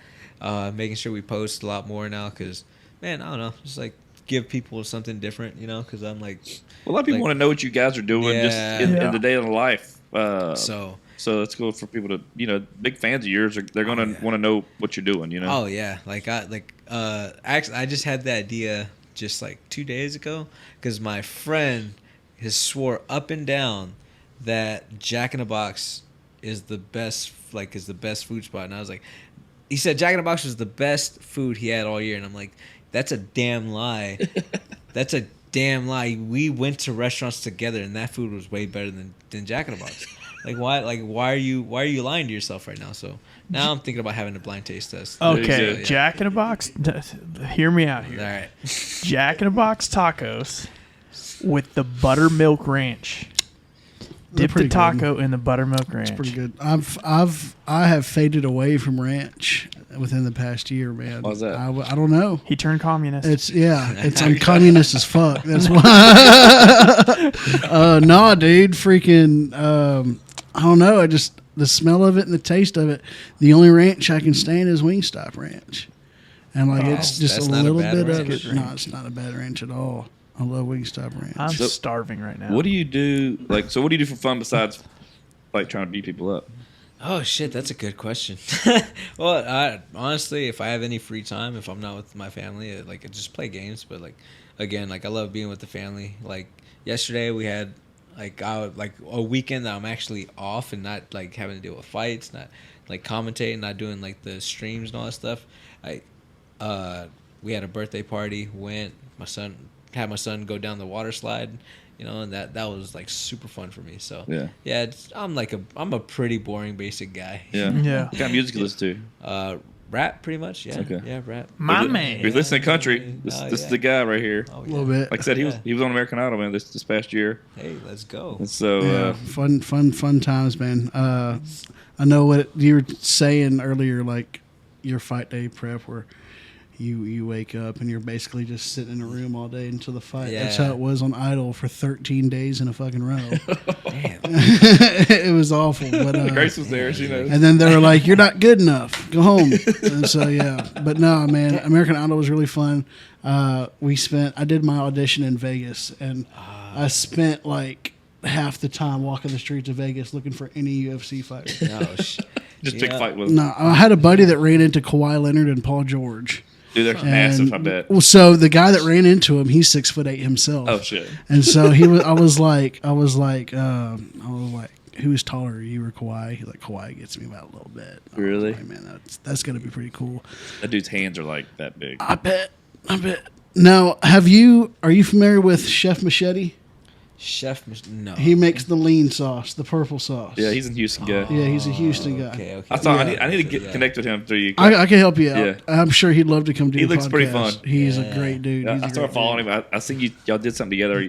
He tagged you, tagged him. We I started following him, The and I was purple like, sauce? yeah. I So thought that was Paul Wall. No. this is for tacos. This is for tacos. Oh, okay. This isn't for yourself. Oh, okay. Yeah, the Okay, I've purple seen sauce that. is I Yeah, was I've thinking seen it. styrofoam cups and the whole deal. Never mind. Yeah, Never mind. no. But it's funny, man. So what's really been cool is I started out as a nobody at a mattress store, and I made videos on TikTok, and I blew up on TikTok. Got this deal with American Idol, and ever since then, my life has just been completely different, completely crazy. Mm-hmm. And I've met really, really cool people along the way. And so, like, I find myself at these little events, and that's where I met Chef Machete. And I was like, man, I got to ask you, because, like, chefs usually don't give their secret formula or whatever. And I was just like, but what makes it purple? He goes, I can't say, but what I can say is it is made with Paul Wall's tears. Nah. That's something to do with it. And I was like, oh, shit. I love Paul Wall. I'll run with that, dude. we hung out with Paul Wall recently at the Astros game. Yeah. Sweet dude, he was cool as hell, man. I'm gonna be on Paul his Wall, next. I'm gonna be on his next album. He was dude. He was super cool, man. We had a good time. Yeah. My sister picked up some Taco Cabana one day a couple years ago, and he was working the drive-through. Really? Yeah. Yeah. I think he was doing like They do the promo. yeah, they do these promos. They'll go to like Raising Cane's and shit. Yeah. Like Parker McCollum was at Raising Cane's and stuff. But That's cool, man. yeah. But yeah, well, we appreciate you coming in, Adrian. Like I Absolutely. said, dude, No problem. It's been so fun. Been yeah. a good time. we've had some cool people on. When I got a opportunity to connect with you, man, I was like, man, super cool. You're a UFC guy. I wanted to get him in just because as a buddy, and he's a big fan. I know he'd be I have couldn't some good believe it, questions. dude. and stuff. yeah. So like he texts me and he's like, you follow this guy? And I'm like, yeah, that's Adrian Yanez. It's the greatest bantamweight in the UFC right now. And I was like, yeah, no, we're huge fans of his. My buddy Chase, I watch fights with him every single day. So if you were to give like a hey Chase to the camera real quick, All right. you are his favorite fighter. And he wants a Okay, feet. okay. He wants a I foot got you. pick. I got Foot- you. I foot got you. I pick. got you. All right. Hey, Chase. Fuck you, man. I'm just messing. I'm just messing. What's up, Chase? Hell How yeah. you doing? I think he's met you before at an event in Houston. He subscribes to your Yeah. OnlyFans No, too. yeah. You subscribe to your OnlyFans. It is free though, so it's not saying much. Damn. I wonder who else he's paying for. I'm just saying. Paige but Van yeah. Zant's free too. We won't talk about that. Yeah, until they have it come across your credit card or something different, I can't mess with it, man. You know? You know? Yeah. Hey. All right, after this, I'm going to teach y'all how to get away with all of that. Vaughn knows the secrets. Dude, like- yeah, separate credit cards for separate people. So, Yeah, man. Yeah, Hey, like, thank dude, you. I'll definitely be following you for sure from here on out, man. And we appreciate you coming in. Oh It's yeah, been no fun. problem. Absolutely. Yeah, this has been fun, man. Thank y'all guys. thank you. Absolutely. Yeah. Thank y'all for having me.